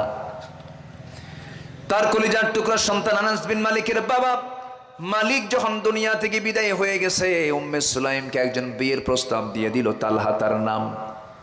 তিনি বললেন তুমি আমাকে বিয়ে করতে পারো, তবে একটা শর্ত হলো আমি তোমার কাছ থেকে কিছু নেব না, তুমি কালিমা পড়বা, কোরআন পড়ে মুসলমান হয়ে যাবা। যেরকম সুবহানাল্লাহ।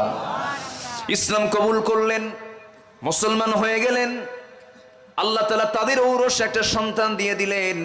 সেই সন্তানটার বয়স 6 থেকে 7 বছর হয়ে গেল। উম্মে সুলাইমের স্বামী গেছেন বিদেশে ব্যবসা করার জন্য। 6 দিন থাকার পরে 7তম দিনে তিনি দেশে ফিরবেন, বাড়িতে ফিরবেন।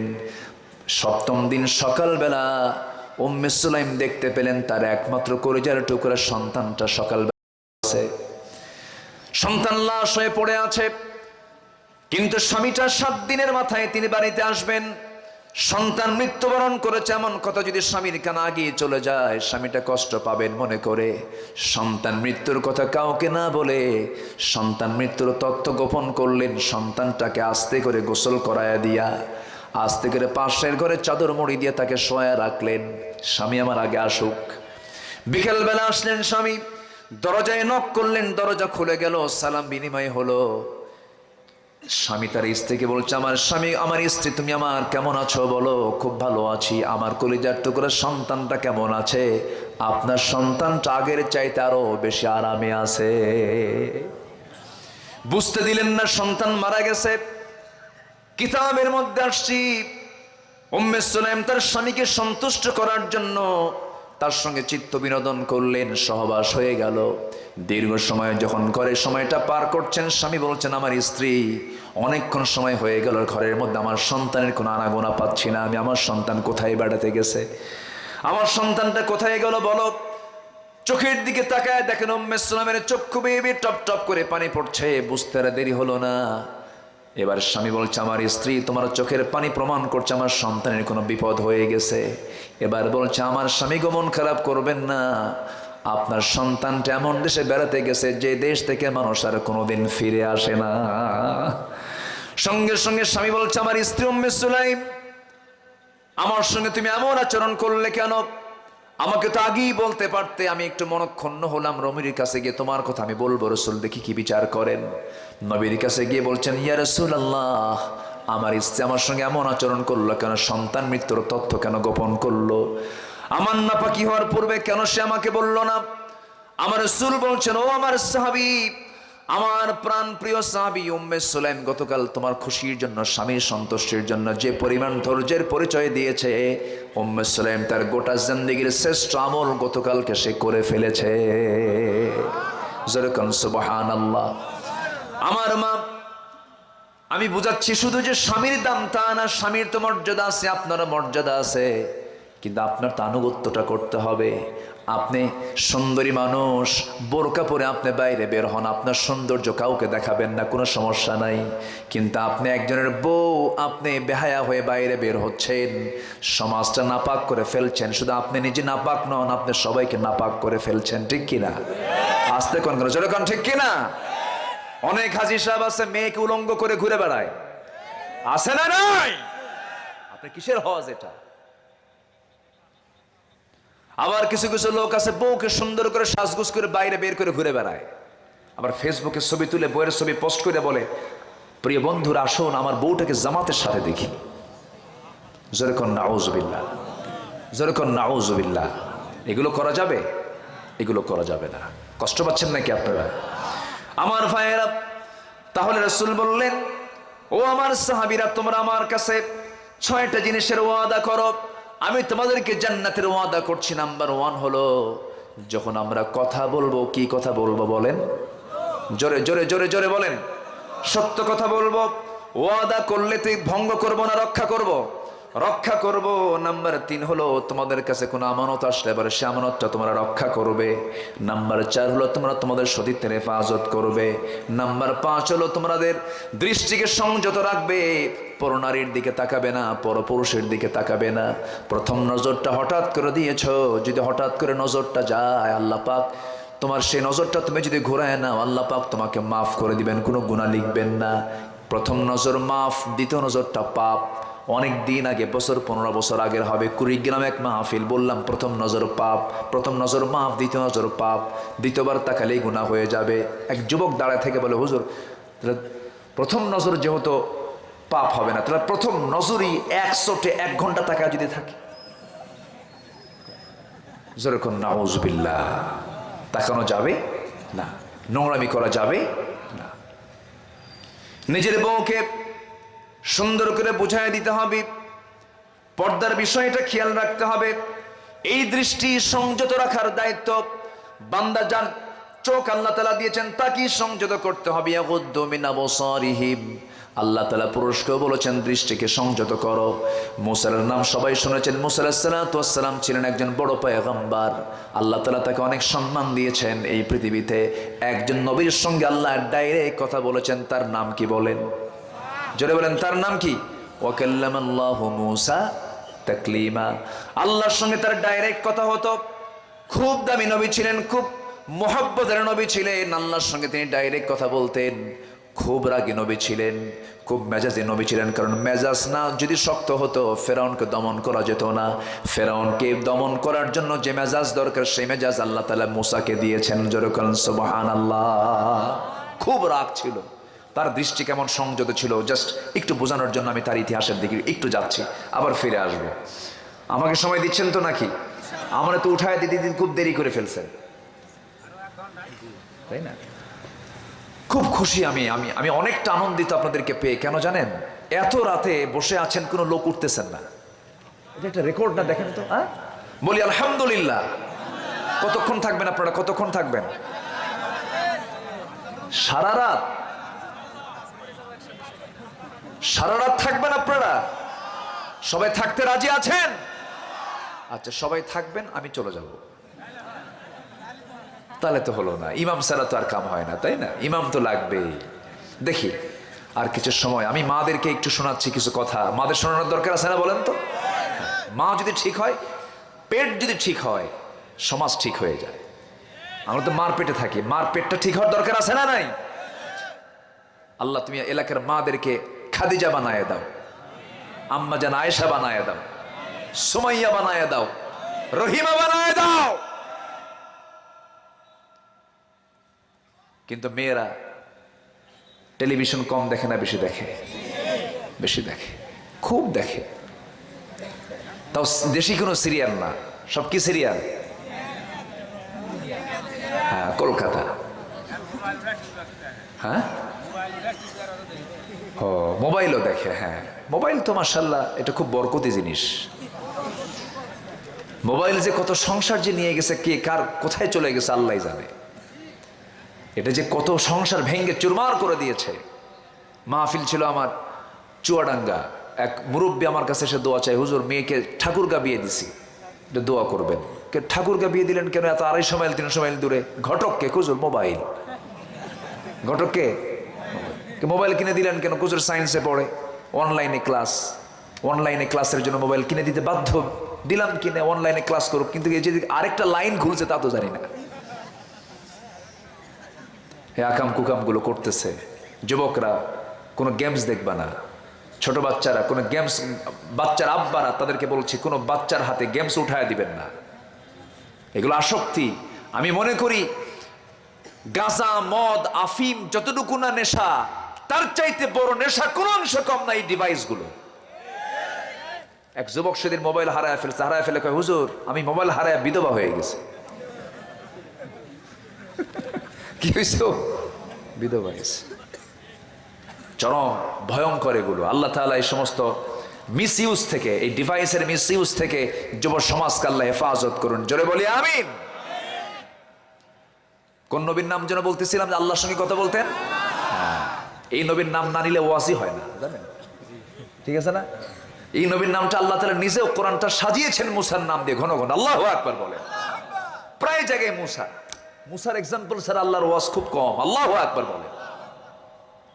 আমাদের নামাজটা এখন কয় ওয়াক্ত পড়ি আমরা? এই নামাজ কি 5 ওয়াক্ত ছিল? ছিল কয় ওয়াক্ত? পাশ হয়েছিল কয় ওয়াক্ত? মাঝখানে আটকায় দিছিলেন কোন নবী? হ্যাঁ, আটকায় দিয়ে কি কয়?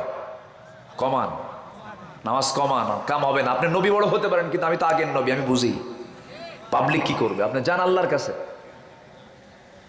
আপিল করেছেন মুসা আলাইহিস সালাতু ওয়াস সালাম।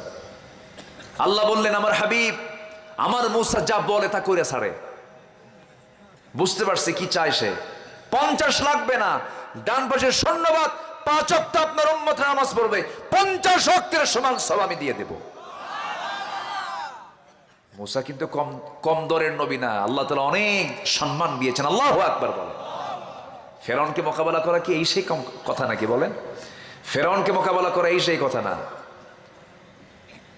আল্লাহ বলছেন, যা মুসা ফেরাউনকে কালিমার দাওয়াত দাও। ইযহাব ইলা ফিরআউনা ইন্নাহু তাগা। মুসা বলছে, আল্লাহ তুমি তো যেতে বলো, কিন্তু আমার তো অস্ত্রই ঠিক নাই। কেন, কি হয়েছে? আমার জিহ্বা তো খাটো, আমি কই একটা হয়ে যায় আর একটা তো করতেই আমার কামসা। আগে জিহ্বা ঠিক কর। আল্লাহ বললেন, বলো রব্বি ইশরাহ লি সাদরি ওয়া ইয়াসসির লি আমরি ওয়াহলুল উকদাতাম মিন লিসানি ইয়াফকাহু কওলি। আল্লাহু আকবার বলেন। জিহ্বা ঠিক হয়ে গেছে। আল্লাহ বলেন, নরম সুরে কালিমার দাওয়াত দিবা। যায়া ফেরাউনের দরবারের সামনে গিয়ে ডাকতেছে, ফেরাউন! এক ধমক মারছে। সাথে তার বড় ভাই হারুন আলাইহিস সালামকে সাথে নিয়ে গেছেন। আল্লাহ বললেন, তুমি তোমার হারুনকে নিয়ে যাও। কাল্লা, শুধু হারুনকে এমনি এমনি নিয়ে যাবো নাকি, তুমি একটা কিছু করো। যাও, তোমার ভাই হারুনকে নবুয়ত দিয়ে দিলাম, যাও। কয়জন নবী? 2 ভাই 2 জনের নবী। শ্বশুরটাও নবী, একটা ভাগিনা ছিল তাও নবী। আল্লাহু আকবার বলেন। পরিবারটা দেখেন, নবীতে ভরা পরিবার। ফেরাউন কয়, মুসা তুমি কেন আসছো? আল্লাহ আমারে পাঠায় দিয়েছে, তুই কালিমা পড়ে মুসলমান হও। তোমার সঙ্গে এটা কি? আমার ভাই হারুন, এ আল্লাহর নবী। ফেরাউন কয়, তোর আল্লাহর কাজ নাই কাম নাই, একই করে 2 নবী পাঠাইছে না? তিরস্কার করতেছে। মুসা মেজাজ গেছে খারাপ হয়, লাঠি একখান বের করে বলে, ফেরাউন মুখ সামলায় কথা কহ। আল্লাহু আকবার বলেন। মুসা কাউকে ভয় করতেন? ভয় করতেন কাকে? আসতে বলবেন না, কাকে? আল্লাহকে ভয় করতেন। খুব দামি নবী ছিলেন, কাউকে পরোয়া করতেন না। কাকে ছাড়া? আল্লাহকে ছাড়া। খুব রাগ উঠছে একদিন, এক ফেরাউনের গোত্রের এক লোক কিপ্তি এসে তার সঙ্গে তর্ক বিতর্ক করে। আল্লাহর পয়গম্বর বলেন, তুমি ভুল বলতেছো কেনা? ভুল বলি না। ভুল বলতেছো না? ভুল বলতেছো না? ভুল বলি নাই। হাতটা আগায় দিয়ে মারছেন থাপ্পড়। ওনার হাতটা আগে চলতো, কোনো অন্যায় সহ্য করতে পারতেন না। মারছেন থাপ্পড় শাসন করার জন্য। থাপ্পড় মারাও সারা, মরে যাওয়াও সারা। যখন মরে গেছে, উনি তো বলতেছে, আল্লাহ আমার কিন্তু এটার দোষ নাই। থাপ্পড় মারছে আমি ও বেয়াদবি করার জন্য, আমি তো মারছি ওকে শাসন করার জন্য, ও যে মরে যাবে তাকে আমি জানি। থাপ্পড় মারছে আমি, মেরে ফেলছো তুমি আল্লাহ। আল্লাহু আকবার বলবেন না? যাকে ভালোবাসা যায় তাকে সব বলা যায়, ঠিক কিনা? যাকে ভালোবাসা যায় তাকে সব বলা যায়। তিনি আল্লাহর সামনে এরকম করে কথা বলতেন। একদিন বলছে আল্লাহ একটা শখ কি, আল্লাহ তুমি কি ঘুমাও না? আল্লাহকে মুসা তোমার কি প্রশ্ন হলো? আল্লাহ আমি তোমাকে খুব ভালোবাসি, যে আমি না ঘুম পারলে আমার চোখ জ্বলে, গা জ্বলে, হাত জ্বলে, কত কি জ্বলে, তোমার কি একটু সমস্যা হয় না? আল্লাহ বলেন মুসা বুঝতে পারছি, তোর বোঝান দরকার। হাতে গ্লাস নেই, কাঁচপাত্র নিয়েছেন, দিয়েছেন, ঘুম যখন চলে আসছে, হাতে গ্লাস থাকে, গ্লাস গেছে পড়ে, গ্লাস যখন পড়ে গেছে আল্লাহ বললেন গ্লাস পড়লো কেন? আল্লাহ দোষ তো তোমার, দিছো গ্লাস ধরতে, ধরলাম গ্লাস, ঘুমটা কি দরকার ছিল এই সময়? যেরকম আল্লাহু আকবার। এরকম করে আল্লাহর সঙ্গে মজা করে কথা বলতেন। একদিন বলতেছেন আল্লাহ বলো তো পৃথিবীতে এখন সবচেয়ে খারাপ লোকটাকে, আমি তাকে একটু দেখবো। আল্লাহ বলেন তুই এখানে দাঁড়া, এদিক দিয়ে যে লোকটা আসবে সেই লোকটা সবচেয়ে খারাপ মানুষ। দেখলেন তৎক্ষণাৎ বলতেছে আল্লাহ প্রশ্ন কিন্তু অর্ধেক হয়েছে, আরো প্রশ্ন বাদ আছে। কি আর বাকি কি প্রশ্ন? আল্লাহ কোন লোকটা সবচাইতে ভালো আমি তাকে দেখতে চাই, তাহলে এখানে দাঁড়াও, ওই দিক থেকে একটা লোক আসবে। তো উনি অপেক্ষায় আছেন, ওই দিক থেকে সকালবেলা যে লোক গেছে ওই লোকটাই আসতেছে। এবার আল্লাহর পয়গম্বর মুসা বলছে আল্লাহ সকালে দেখলাম যে লোক, বিকেলে দেখলাম সেই লোক, সকালে হলো সবচেয়ে খারাপ, বিকেল হলো সবচাইতে ভালো, এর কারণটা কি? আল্লাহ বলছেন এর জন্যই তো তোরে এখানে দাঁড় করাইছি। সুবহানাল্লাহ বলবেন না? আল্লাহ তাআলা বলছেন মুসা সকালবেলা সে তার ছেলেকে নিয়ে যখন যাচ্ছিল, সে সময় সে ছিল জগতের শ্রেষ্ঠ খারাপ মানুষ, সবচাইতে জঘন্য মানুষ। কিন্তু সে যখন ওই দিকে চলে গেছে, পাহাড়ি অঞ্চল দেখে তার ছোট্ট ছেলে তার বাপকে বলতেছে আব্বা এই যে পাহাড়গুলো দেখা যায়, পাহাড়ের চাইতে বড় কিছু আছে নাকি? হ্যাঁ আছে। কি? ওই যে আকাশ দেখা যায়, আকাশের চাইতে বড় কিছু আছে নাকি? হ্যাঁ আছে। কি? আল্লাহ তাআলার ক্ষমা, আল্লাহ তাআলার রহমত। আল্লাহ যদি কাউকে মাফ করেন তার চাইতে বড় কিছু আর দুনিয়াতে নাই। এই কথা বলেই ওই বান্দাটার চোখে পানি বের হয়ে গেছে, তওবা করে বলছে আল্লাহ আমার সমস্ত গুনাহগুলোকে তুমি আল্লাহ মাফ করে দাও, আমি কোনো পাপের কাজে আর যাব না। আল্লাহ বলছেন মুসা এই বান্দার মধ্যে তওবা করেছে, এই বান্দা তওবা করে আমার কাছে মাফ চাইছে, এই মুহূর্তে এই বান্দা হয়ে গেছে পৃথিবীর শ্রেষ্ঠ বান্দা। জোরে কোন সুবহানাল্লাহ। মাঝখানে আমলটা কি শিখলাম আমরা বলেন? আস্তে কয়, মাঝখানে আমলটা শিখলাম কি আমরা বলেন? তওবা। সেই তওবা করার সময় এখনো আছে না নাই? আসতে বলবেন না আছে না নাই? আছে। সেই মুসা আলাইহিস সালাতু ওয়াস সালাম একদিন প্রচন্ড রাগী মানুষ ছিলেন। একজন কিপ্তি ফেরাউন গোত্রের লোক যখন বাকামি করে বসলো, তা মারলেন থাপ্পড়, মরে গেছে। মরে যাওয়ার পরে বলছে আল্লাহ কাম তো সারছে। সঙ্গে সঙ্গে বলা হলো মুসা তুমি এই জনপদে আর থাকতে পারবে না, ফেরাউন তোমার বিরুদ্ধে হুলিয়া জারি করে দিয়েছে, তোমাকে মেরে ফেলবে সে। তিনি করলেন কি? হিজরত করলেন, দেশটা ছাড়লেন। পৃথিবীতে আল্লাহ তাআলা পয়গম্বরদেরকে নিজের জায়গায় রাখতে পারেন নাই, তারা থাকতে পারেন নাই। দিনের জন্য তার হিজরত করে তারা অন্য কোথাও চলে গেছেন। ইব্রাহিম চলে গেছেন, ইসমাইল চলে গেছেন, মুসা আলাইহিস সালাম চলে গেছেন, আমার নবীজি চলে গেছেন মুসা আলাইহিস সালাম। সেই সময় করলেন কি? তিনি রাতের আধারে লুকায় লুকায় সেখান থেকে তিনি বের হয়ে চলে গেলেন। কয়েক সময় অতিক্রম করলেন, একটা জনপদে চলে গেলেন। জনপদে যাওয়ার পর সেই জায়গায় ঘুরতে ঘুরতে কোনো খাবার পেলেন না, একটা কূপ পেলেন, কূপের ধারে গিয়ে দাঁড়ালেন। সূরাতুল কাসাসের মধ্যে কথাগুলো আসছে।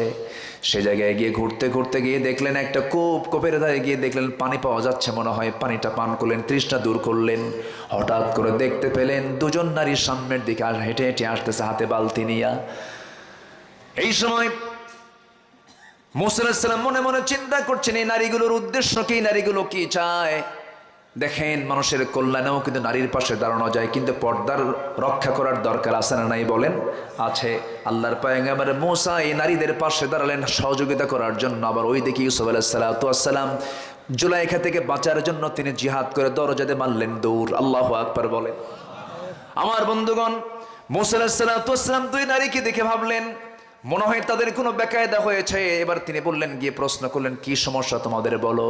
কাবিনা শাইখুন কাবি আবুনা শাইখুন কাবির, আমাদের আব্বাজান খুব বুড়া মানুষ, আব্বা চলাফেরা করতে পারেন না, চোখে দেখেন কম, এই জন্য আমরা বাধ্য হয়ে নারী হয়ে আমরা বাইরে বের হয়ে এসেছি, প্রয়োজনীয় পানির দরকার, এই কূপ থেকে আমরা পানি তুলবো, কিন্তু উপরে ঢাকনা আছে, কেউ আমরা টান দিয়ে খুলতে পারবো না, এই জন্য সব পুরুষরা যখন পানিগুলো নিয়ে চলে যাবে আমরা অবশিষ্ট পানিগুলো সেখান থেকে নিয়ে চলে যাব। মুসা আলাইহিস সালাম বললেন, মনে মনে চিন্তা করলেন, বেচারা মহিলা মানুষ, সন্ধ্যার পরে এদের কষ্ট আরো বেড়ে যাবে। তিনি বললেন, শোনো, বালতিগুলো আমাকে দিয়ে দাও, আমি তোমাদেরকে হেল্প করব। ঠিক আছে, বালতি আপনি নেন। বালতি নিলেন, কূপের ধারে গেলেন, কূপের যে ঢাকনা টান দিতে 14 থেকে 15 পুরুষ, তিনি শুধু বাম হাতে ধরলেন, টান মারলেন, সিটকে পড়ে গেছে, মহিলা থরথর করে কাঁপে, আর এটা মানুষ না অন্য কিছু। যেরকম আল্লাহু আকবার। নবীদের শারীরিক শক্তি কম না বেশি? আসতে বলবেন না, কম না বেশি? সকল পয়গম্বরকে আল্লাহ তাআলা শারীরিক শক্তি চরম দিয়েছিলেন। ঢাকনা টান দিলেন, সিটকে পড়ে গেল, কূপ থেকে পানি তুলে দিয়ে বললেন, যাও সোজা বাড়িতে চলে যাও, সন্ধ্যার পরে মহিলাদের বাইরে থাকতে নেই, সন্ধ্যার আগেই মেয়েদেরকে ভিতরে চলে যেতে হয়, অবশ্যই তাদেরকে আড়ালে চলে যেতে হয়, ঘরের মধ্যে চলে যেতে, অকরনা ফি বুয়ুতিকুন্না, বাড়ির মধ্যে তোমাদেরকে অবস্থান থাকতে হবে, যাও তাড়াতাড়ি চলে যাও। চলে গেল, কিন্তু একটা বারের জন্য মুসা আলাইহিস সালাম নারীদের দিকে তাকালেন না, চলে গেছে বাড়িতে। নির্দিষ্ট সময়ের আগেই যখন চলে গেল, বাপ বলতেছে, আমার কলিজার টুকরা সন্তান মেয়েরা, আজকে তোমার এত তাড়াহুড়ো করে আসলে কেমন করে, কি হলো, এত তাড়াতাড়ি পানি পেলে কেমনে? বলতেছে, আব্বা, একজন পুরুষকে দেখলাম ওই কূপের ধারে দাঁড়ায় আছে, কাফিজুন আজিজ, খুব শক্তিশালী যুবক, দারুণ শক্তি তার গায়ে দেখলাম। সঙ্গে সঙ্গে বৃদ্ধ পিতা বলছে, আমার কলিজার টুকরা বড় মেয়ে, শোনো, আগামীকালকে তুমি কূপের ধারে যাবে, আমাকে তার সালাম জানাবে এবং আমার কথা বলবে, আমি তাকে দাওয়াত দিয়েছি আমার বাড়িতে, সেজন্য আমার সঙ্গে সাক্ষাৎ করার জন্য আসে, আমি তাকে দাওয়াত দিলাম, যাও। বড় মেয়েকে পাঠায় দিলেন। বড় মেয়েকে পাঠায় দিয়ে সামনে যখন তিনি দাঁড়ায় গেছেন, মুসা নিচের দিকে তাকায় আছেন, জমিনের দিকে তাকায় আছেন, মহিলার দিকে তাকাচ্ছেন না। এবার বলতেছে, ও যুবক, আমার আব্বাজান আপনাকে সালাম জানিয়েছেন, দাওয়াত দিয়েছেন আমাদের বাড়িতে, আপনি কি যাবেন নাকি? মুসা আলাইহিস সালাম মনে মনে চিন্তা করলেন, এই জনপদে কাউকে চিনি না, এই চান্সকে ফেলে দেওয়া যায় নাকি? না, যখন দাওয়াত দিয়েছে, দাওয়াতটা আমি সাড়া দিই, আমি যাবো, একটু পরিচয় হওয়া দরকার, এই জনপদে একটা মানুষ অন্তত পরিচিত হওয়া দরকার ছিল। এই চিন্তা মাথায় নিয়ে বললেন, ঠিক আছে, আমি যাব তো, কিন্তু তোমাদের বাড়িতে আমি চিনি না, আমি কেমন করে যাব? এবার মহিলা বলতেছে, আপনার কোনো টেনশন নাই, আমি চলবো সামনে সামনে, আপনি চলবেন আমার পিছে পিছে, আমি ডানে যাব, আপনি ডানে যাবেন, আমি বামে যাব, আপনি বামে যাবেন, কোনো চিন্তা করবেন না। এই কথা শোনার সঙ্গে সঙ্গে মুসা আলাইহিস সালামের মেজাজ গেছে 100 ডিগ্রি, চোখটা বড় করে বলতেছে মহিলাকে, তুই কি কইলি আমারে? তুই আমারে কি কইলি? তুই সামনে সামনে চলবি আর আমি পিছে পিছে যাব? আমি এমন পুরুষ আমি নই, নারীর পিছে আমি নারীকে ফলো করে করে চলবো, আমার চোখের গুনাহ হয়ে যাবে। তুমি নারী, তোমার সতর হলো মাথা থেকে পা পর্যন্ত, আর আমি পুরুষ, আমার সতর হলো শুধু নাভি থেকে হাঁটু পর্যন্ত। নেতৃত্ব দেওয়ার জন্য পুরুষ, নেতৃত্ব দেওয়ার জন্য নারী নয়। ও মহিলা, তুই সামনে চলবি না, তুই আমার পিছে পিছে থাক, আমি সামনে চলবো। ভুল যদি করি শুধু একটা কথা বলবি, ডান অথবা বাম, এর বাইরে এক চুল পরিমাণ কোনো কথা বলবি না, রোগ কিন্তু সৃষ্টি হয়ে যাবে। মহিলা মনে মনে কয়, গতকালকে দেখলাম গায়ের শক্তি বেশ, আজকে দেখি ইমানের শক্তিও ভালো। যেরকম সুবহানাল্লাহ, চরিত্রটা ভালো। ভালো মেয়েদের দুইটা জিনিস পছন্দ পুরুষের, ভালো মেয়ে যারা, ভালো নারী যারা, তাদের পুরুষের দুইটা জিনিস তাদের পছন্দ। নাম্বার 1 হলো শারীরিক শক্তি, শক্তি যে পুরুষের বেশি তাকে খুব পছন্দ করে মেয়েরা। নাম্বার 2 হলো যাদের চরিত্র ভালো, চরিত্র ভালো, শক্তি ভালো যাদের, তাদেরকে নারীরা পছন্দ করে, যারা ভালো নারী। কিন্তু আজকের মেয়েরা কি এগুলো পছন্দ করে না? উস্কা খুস্কা চুল পছন্দ করে, ঠিক কিনা? মুখে দাড়ি রাখলে কয় যে তো চাচা হয়ে গেছে, ঠিক কিনা? বাপ বিয়ে দেবে মেয়েকে, আমি কি আলোচনা কি করব?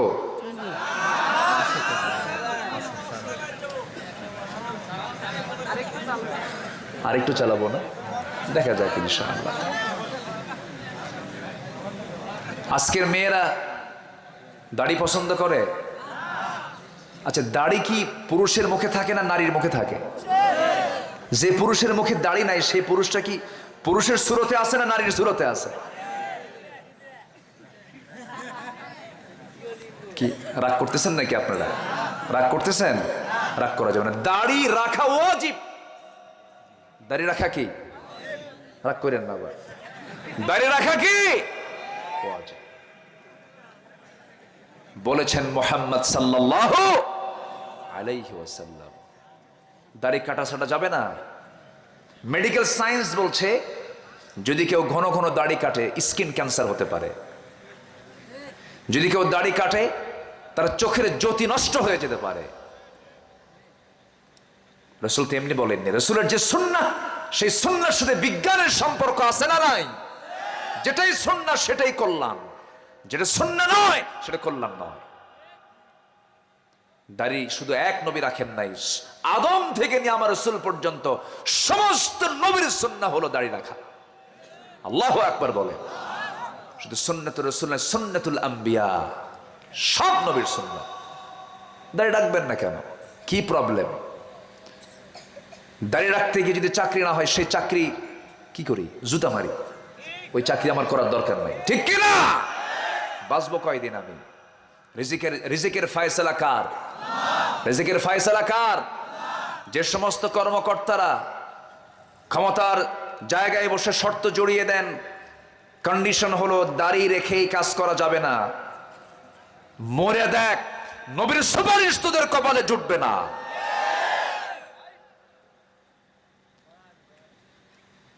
দাড়িওয়ালা ছিলেন মুহাম্মদ সাল্লাল্লাহু আলাইহি ওয়াসাল্লাম। একটা পুরুষের মুখে দাড়ি থাকবে, এটা পুরুষোচিত একটা পুরুষোচিত ভাব হচ্ছে দাড়ি রাখা। পুরুষের মুখে দাড়ি থাকবে, মোচটা ছোট করবে, মোচটা খাটো করে ফেলবে। কাসসু শারিব ওয়া আফুল লিহয়া। রাগ করতেছেন ভাইরা? শোনেন, বাচ্চা যদি দুধ না খায়, বাচ্চা যদি ওষুধ না খায়, তখন মা কি করে? আগে প্রথমে কয় বাবা খা, তাও খায় না। খা বাবা, খায় না। জ্বর আসছে 103 ডিগ্রি, তাও খায় না ওষুধ। তখন কি করে? 2 হাত আর 2 পা শক্ত করে ধরে মুখের মধ্যে ঢুকে দেয়, খা। এই যে ধমকটা দিল, এটা কি মায়ের কি মোহাব্বত কম না মোহাব্বত বেশি? আমার কথা রাগ করেন না। রাগ করতেছেন নাকি? এটা রেখে দেন না। কি আপনার এখানে জড়তা? অনেকে বলে হুজুর মেয়ে বিয়েই দেই নাই, আমাকে মানুষ চাচা করে কবে এটা হলো? দেখছেন, ও বুড়া হবে না। ও না, আমরা দাড়িওয়ালা হব। জোরে বলি ইনশাআল্লাহ, জোরে বলি ইনশাআল্লাহ। কার মোহাব্বতে? নবীর মোহাব্বতে। কার মোহাব্বতে বলেন তো? নবী আমার দাড়িওয়ালা, আমিও হব দাড়িওয়ালা। কিন্তু আজকের যুবকরা তো এগুলো না। যুবকের মাথার চুলগুলো দেখছেন, 2 দিকে চুল নাই, চুল কাটতে কাটতে চামড়া বের করা, পিছনের চামড়া বের করা, মাথার উপরে গোল করে দক্ষিণ তালপট্টির দ্বীপ মাথার চুল। যখন বলা হয় এটা পাইছো কই, এটা বাটি সাটিং, বাটি। তোমার এটা স্টাইল কোথায় পাইছো? কি এটা মেসি, লিওনেল মেসি? তুমি কি নেইমার? তুমি কি কুত্তা? আছে না নয়? এগুলো ডিজাইন নয়, এগুলো জাহালাত। আপনার চরিত্রের আদর্শের বাস্তব মডেল হবেন একজন, তিনি হচ্ছেন মুহাম্মদুর রাসূলুল্লাহ।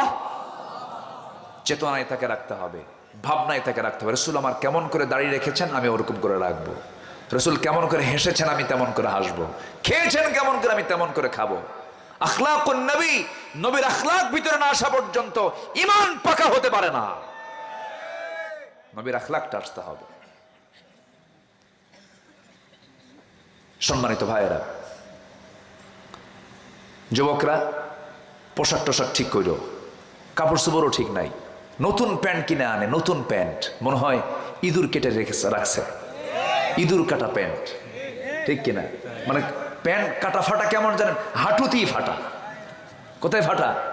মানে আসার পরে ছিলে গেছে। হাঁটু ফাটা প্যান্ট নিয়ে আসে 4000 টাকা দিয়ে, একটা ছেঁড়া প্যান্ট নিয়ে চলে আসলো, যা দিয়ে নামাজও হয় না। শার্ট একখান পরে, প্যান্ট এত নিচে পড়ে, নাভির উপরে হলো প্যান্ট পরার নিয়ম, পাজামা পরার নিয়ম হলো নাভির উপরে, নাভি যেন ঠেকে যায়। সেই প্যান্ট এত নিচে পড়ে, সীমান্ত বর্ডার, যে কোনো মুহূর্তে অঘটন ঘটতে পারে। আমি মসজিদে নামাজ পড়তে গেছি অনেকদিন আগে, নামাজ শুরু করব, সুন্নত পড়বো 2 রাকাত। দেখি একটা ছেলে এরকম পোশাক পরে নামাজ পড়ে, শার্টও ছোট, প্যান্টও ছোট। রুকুতে যখন গেছে, রুকুর ঠেলায় দেখে প্যান্ট খুইলা আর শার্টটা উপরের দিকে, মাঝখানে ফাঁকা। তো ভাবলাম এ তো রুকু দেখি, সেজদায় কি হয় দেখি। সেজদায় যখন গেছে তখন সেজদায় দেখি সেজদায় যাওয়ার সঙ্গে সঙ্গে প্যান্ট খুলে আন্ডার প্যান্ট বের হয়েছে। আমি কি ভুল বলতেছি? ম্যাক্সিমাম প্যান্টের এই বেহাল দশা আছে না নাই? আছে না নাই? এগুলো প্যান্টকে পরে দাও, বলিউডের সমস্ত অভিনেতার মুখে থুতু মারো, ওই নেতৃত্ব ছেড়ে দিয়ে নবীর সুন্নাহকে ধরো। এগুলো ধরো না, এগুলো পড়ো না, এগুলো বাদ দিয়ে দাও। যুবকরা রাগ করতেছে মনে হয়? ভালোর জন্য বলছি। এগুলোই তো ওয়াজ করতে হবে, আর কি কথা বলবো? এগুলোই তো কথাগুলো বলতে হবে। মাহফিল এসে যদি এই পরিবর্তনটা হয়, পোশাকের পরিবর্তন হয়, চিন্তার পরিবর্তন হয়, এটাই তো বিপ্লব হয়ে যাবে। আলহামদুলিল্লাহ বলেন, আল্লাহ কবুল করুন, জোরে বলি আমিন। মুসা আলাইহিস সালাতু ওয়াস সালাম একটা বারের জন্য পরনারীর দিকে তাকালেন না, কিন্তু মহিলাটা, মেয়েটা দেখে দেখে ভাবতেছে, গতকালকে দেখলাম গায়ের শক্তি ভালো, আজকে দেখি চরিত্র ভালো, ছায়া থাকে না, চেয়ে থাকে না, বারবার চেয়ে থাকে না, নজরই দেয় না, মনে মনে একটু পছন্দ হয়েছে। বলেন তো, একটু পছন্দের ব্যাপার আছে না নাই? বলেন তো, আছে তো। সীমা তো অতিক্রম করা যাবে না। আপনি বিয়ে করবেন, আপনি যদি মেয়ের সন্তানই না পান তাহলে বিয়ে করবেন কেমনে? এতটুকু সন্তান তো থাকতে হবে, তাই না? সন্তান থাকতে হবে না? কি অমুকের বাড়িতে 2-3টা মেয়ে আছে, হ্যাঁ যাও তো একটু খোঁজ খবর নাও তো, তাদের আব্বাদেরকে বলো, মুরব্বীদেরকে বলো বিয়ে শাদী দেবে কিনা। কিন্তু তা না করে কি নিজেই উকিল হয়ে বসে থাকে। নিজে উকিল হওয়া যাবে না। আপনি পাঠালেন, প্রস্তাব দিলেন, এটা করা যায়, কিন্তু সীমা অতিক্রম করা যাবে না। তো চলে গেছেন বাড়িতে। বৃদ্ধ লোকটা দেখা মাত্রই মুসা আলাইহিস সালামের সঙ্গে সালাম কথোপকথন হলো। দেখেই বলতেছে, যুবক তোমার নাম মুসা না? উনি তো থরথর করে কাঁপতেছে। হাই রা, আসলাম এত ভয়ে, এত দূরে, এটা কি ফেরাউনের লোকটোক নাকি? কি কথা কি বুঝতেছেন আপনারা? এই ফেরাউনের লোকটোক নাকি? মানে খুব চিন্তায় পড়ে গেছে। মুসা আলাইহিস সালামের চেহারার দিকে তাকাই, বৃদ্ধ লোকটা মনে মনে চিন্তা করতেছেন, মনে হয় সে ভয় পাচ্ছে। এবার বলছে, মুসা তুমি কি চিন্তা করো? কোনো চিন্তার কারণ নাই। আমি দুনিয়ার সাধারণ বৃদ্ধদের কাতারের একজন বৃদ্ধ নই। আমার চামড়াগুলো কুঁচকে গেছে, চোখে আমি কম দেখি, বয়সের ভারে আমি ভার হয়ে গেছে আমি, কিন্তু আমাকে সাধারণ কোনো বুড়ো মনে করো না। আমি হলাম এই মাদিয়ানবাসীর জন্য আল্লাহ পাক আমাকে নবী করে পাঠিয়েছেন। আমি হলাম আল্লাহর পয়গম্বর শুআয়ব আলাইহিস সালাতু ওয়াস সালাম। ওয়া ইলা মাদিয়ান আখাহুম শুআয়বা, আল্লাহ তাআলা আমাকে মাদিয়ানবাসীর জন্য নবী করে পাঠিয়েছেন। মুসার আনন্দ দেখে কে মুসা আলাইহিস সালাতু ওয়াস সালাম আবার জড়িয়ে ধরে বলছেন, আরে আমার জীবন ধন্য হলো, একজন নবীর সঙ্গে আমার পরিচয় হয়ে গেল। এবার তিনি বলছেন, ও আল্লাহর বান্দা মুসা, তুমি হিজরত করে আমার এখানে আসছো, ভালো কথা, কিন্তু একটা প্রশ্ন আছে, একটা প্রস্তাব আছে। কি প্রস্তাব? আমি মেয়ের বাবা, আমার 2টা মেয়ে, এই 2টা মেয়ের যে কোনো একটা মেয়েকে তোমার সঙ্গে বিয়ে দেব, তুমি কি বিয়ে করতে রাজি আছো নাকি? সঙ্গে সঙ্গে মুসা চিন্তা ছাড়াই বললেন, কোনো চিন্তা নাই, এখনই বিয়ে করব আমি, কারণ নবীর মেয়ে তো, এই চান্স পাবো কই? বলাও সারা, রাজি হও সারা, বিয়ে করব আমি। কিন্তু শুআয়ব আলাইহিস সালাতু ওয়াস সালাম বললেন, শোনো, বিয়ের তো প্রস্তাব দিলাম, রাজি হয়ে গেলে, কিন্তু বিয়ে তো আমি এই মুহূর্তে দেব না, দিতে পারবো না, কারণ তোমার ব্যাকগ্রাউন্ড ভালো না। কেন? থাপ্পড় মারলি মানুষ মরে, কম তো এটা টেনশন না? তোমার রাগ তো অনেক, থাপ্পড় মারলে কি হয়? মানুষ মরে যায়। আমি তোমার সঙ্গে এই মুহূর্তে মেয়েকে বিয়ে দেব না। মেয়েকে বিয়ে দিতে গেলে কিছু কন্ডিশন তোমার পূর্ণ করতে হবে। কি কন্ডিশন বলুন? যা বলবেন তাই হয়ে যাবে। এবার তিনি বলছেন, শোনো, আমার বাড়িতে কিছু ছাগল আছে, সেই ছাগলগুলোকে তোমার লালন পালন করতে হবে। কত বছর? 8 বছর। রাজি হলাম, তবে 8 বছর হলে পরে পরিপূর্ণ কোর্স হবে না, এটা অনার্স কোর্স হবে। 10 বছরও যদি হয়, মাস্টার্স কোর্সটা কমপ্লিট হয়ে যাবে। আমি কিন্তু বানায় বলতেছি না, সব কোরআনের কথা। 10 বছর হলে পুরনো কোর্স হয়ে যাবে। মুসা আলাইহিস সালাতু ওয়াস সালাম 10 বছরের জন্য রাজি হয়ে গেলেন। প্রত্যেক দিন তিনি ছাগলগুলো নিয়ে যান, সন্ধ্যার দিকে নিয়ে আসেন। আমার বন্ধুগণ, পৃথিবীতে যত প্রাণী আছে এর মধ্যে সবচাইতে শান্ত স্বভাবের প্রাণী হলো ছাগল। সবচেয়ে শান্ত না? খুব কথা শোনে, তাই না? ছাগল যদি একবার ব্রেক মারে বোঝেন তো, ছাগল যদি একবার ব্রেক মারে, সামনের 2টা পা যদি মাটিতে গেড়ে দেয়, পাবলিককে বলবে তুই দড়ি ছিঁড়ে চলে যাবি, কিন্তু আমি ছাগল পা নাড়াবো না। ছাগল খুবই বাঁকা জাত, খুবই তেড়ি জাত, সেই ছাগল পালার দায়িত্ব এই পয়গম্বরকে দেওয়া হলো, যে পয়গম্বরের রাগটা সবচাইতে বেশি। আল্লাহ তাআলা তাকে দিয়ে 10 বছর ছাগল চড়ায়া নিলেন। 10 বছর যখন পূর্ণ হলো, শেষ দিন যেদিন তার ছাগল পালার ডিউটি শেষ হয়ে যাবে, সেই ছাগলগুলো নিয়ে যখন তিনি বাড়ির দিকে আসতেছেন, ছাগল পালটা নিয়ে আসতেছেন, তাফসীর ইবনে কাসির এসেছে সেই ছাগল পাল থেকে একটা ছাগল একাকী একদিকে দৌড় মেরেছে। সেই দৌড় মারা ছাগলটার দিকে তিনি দৌড়াচ্ছেন তাকে ধরার জন্য। ছাগলও সহজে ধরা দেয় না। মুসা ধরার জন্য অস্থির হয়ে গেছেন, শেষমেশ তাকে ধরেই ফেলেছেন, কারণ নবী তো নবীর গায়ে শক্তি বেশি, ধরে ফেলেছেন, কিন্তু রাগ হয়ে গেছে একদম 100 ডিগ্রি। এত রাগ হয়ে গেছে, ছাগলটাকে চট করে ধরেই দুই পা শক্ত করে 2 হাতে ধরে শূন্যে তিনি চড়ে নিয়েছেন। কি মারবেন? আষাঢ় মারবেন, কিন্তু লক্ষ্য করে দেখেন ছাগলটার লোমকূপ দিয়ে ঘামগুলো টপ টপ করে পড়ছে।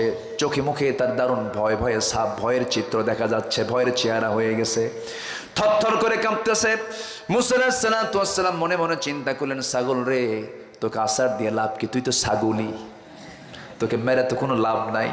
2টা পা 2টা হাত থেকে ছেড়ে দিয়া ছাগলটাকে কোলের মধ্যে নিয়ে তিনি আদর করলেন, মোহাব্বত করলেন, দয়া দেখালেন। আল্লাহ বলছেন, মুসা তোমার রাগ কমে গেছে, আমি নবুয়ত দিয়ে দিলাম। জোরে বলুন সুবহানাল্লাহ। তাহলে মুসা আলাইহিস সালাতু ওয়াস সালাম নারীকে সামনে পেয়েছেন, কিন্তু নজর কি দিয়েছেন নাকি? নজরও দেন নাই। রাসূল বলেছেন, তোমরা 6টা ওয়াদা করবে, আমি তোমাদেরকে জান্নাতের ওয়াদা করবো, 6টা কাজের ওয়াদা করবে। এর মধ্যে হলো তোমাদের দৃষ্টিকে সংযত রাখবে। আমার বন্ধুগণ, নাম্বার 6 হলো তোমাদের হাত থেকে, তোমাদের হাতের অনিষ্ট থেকে অন্য কাউকে তুমি রক্ষা করবে। আল মুসলিমু মান সালিমাল মুসলিমুনা মিন লিসানিহি ওয়া ইয়াদিহি। প্রকৃত মুসলমান তো সেই যার হাত থেকে এবং জবান থেকে অন্য মুসলমান নিরাপদে থাকে। এই 6টা কাজ যে বান্দা করবে, রাসূল বলেছেন, আমি তার জন্য জান্নাতের ওয়াদা করলাম। জোরে বলুন সুবহানাল্লাহ। আল্লাহ সবাইকে আমল করার তৌফিক দান করুন। জোরে বলি আমিন। আর জীবনের সকল জায়গায় আমরা স্মরণ করব কার? জিকির করব কার? সবাইকে ফজর নামাজ পড়বো না ইনশাল্লাহ? ফজর পড়বেন কারা কারা? একটু হাত তুলে দেখেন তো দেখি। জোরে বলি ইয়া আল্লাহ। আরো জোরে ইয়া আল্লাহ। আমাদেরকে ফজর, জোহর, আসর, মাগরিব, ইশা 5 ওয়াক্ত সালাত আদায় করার তৌফিক তুমি আল্লাহ দিয়া দাও। জোরে বলি আমিন। আরো জোরে আমিন, আরো জোরে আমিন। হাত নামান। কষ্ট দিয়ে ফেলেছি মনে হয় আপনাদের, অনেক রাত হয়ে গেছে, একটা একদম ঘড়ির কাঁটা সোজা, অনেক রাত হয়ে গেছে। আমরা নিরাপদের জন্য বাড়িতে ফিরতে পারি, আল্লাহ তাআলা সেই তৌফিক দান করুন। আগামী 9 মে, আগামী 9 মে একটা মাহফিল আছে। কোথায় জানো এটা? সিন্ধুকাই না? সিন্ধুকা আগামী 9 মে মাহফিল আছে সিন্ধুকাই। সেখানে মেহমান থাকবে হচ্ছে আব্দুল্লাহ আল আমিন, চিনেন তো নাকি? জি, আমি থাকবো সেখানে। আল্লাহ যদি পরিবেশ আবহাওয়া যদি ঠিক রাখেন, আমি সেখানে যাব ইনশাআল্লাহ। জি, আল্লাহ তাআলা তুমি সবাইকে যাওয়ার তৌফিক দান করো। জোরে বলি আল্লাহুম্মা আমিন। দোয়া না করে যাচ্ছেন, আমরা কিন্তু কৃপণ হয়ে গেলাম। এটা দোয়া করি না? এই এলাকায় দোয়া নাই? এলাকায় দোয়া আছে তো নাকি? তো দোয়া না করে যাই কেন? বসেন। জি, সবাই বসেন। হ্যাঁ, সবাই বলেন সুবহানাকা আল্লাহুম্মা ওয়া বিহামদিকা আশহাদু আল্লা ইলাহা ইল্লা আনতা আস্তাগফিরুকা ওয়া আতুবু ইলাইকা। চিৎকার মেরে বলি, ইয়া আল্লাহ, আমার জীবনের সাগীরা কবীরা, ছোট বড় সব গুনাহ তুমি আল্লাহ মাফ করে দাও। জোরে বলুন ইয়া রাব্বাল আলামিন, ইয়া রাব্বাল আলামিন, ইয়া রাব্বাল আলামিন। নামাজের মতো করে আমরা বসি, আমরা আল্লাহর কাছে চাবো, আল্লাহ যেন আমাদেরকে মাফ করে দেন। আপনি দোয়া করেন। ইসাক ভাই, আপনি দোয়া করেন। জি, আমার ইসাক ভাইয়ের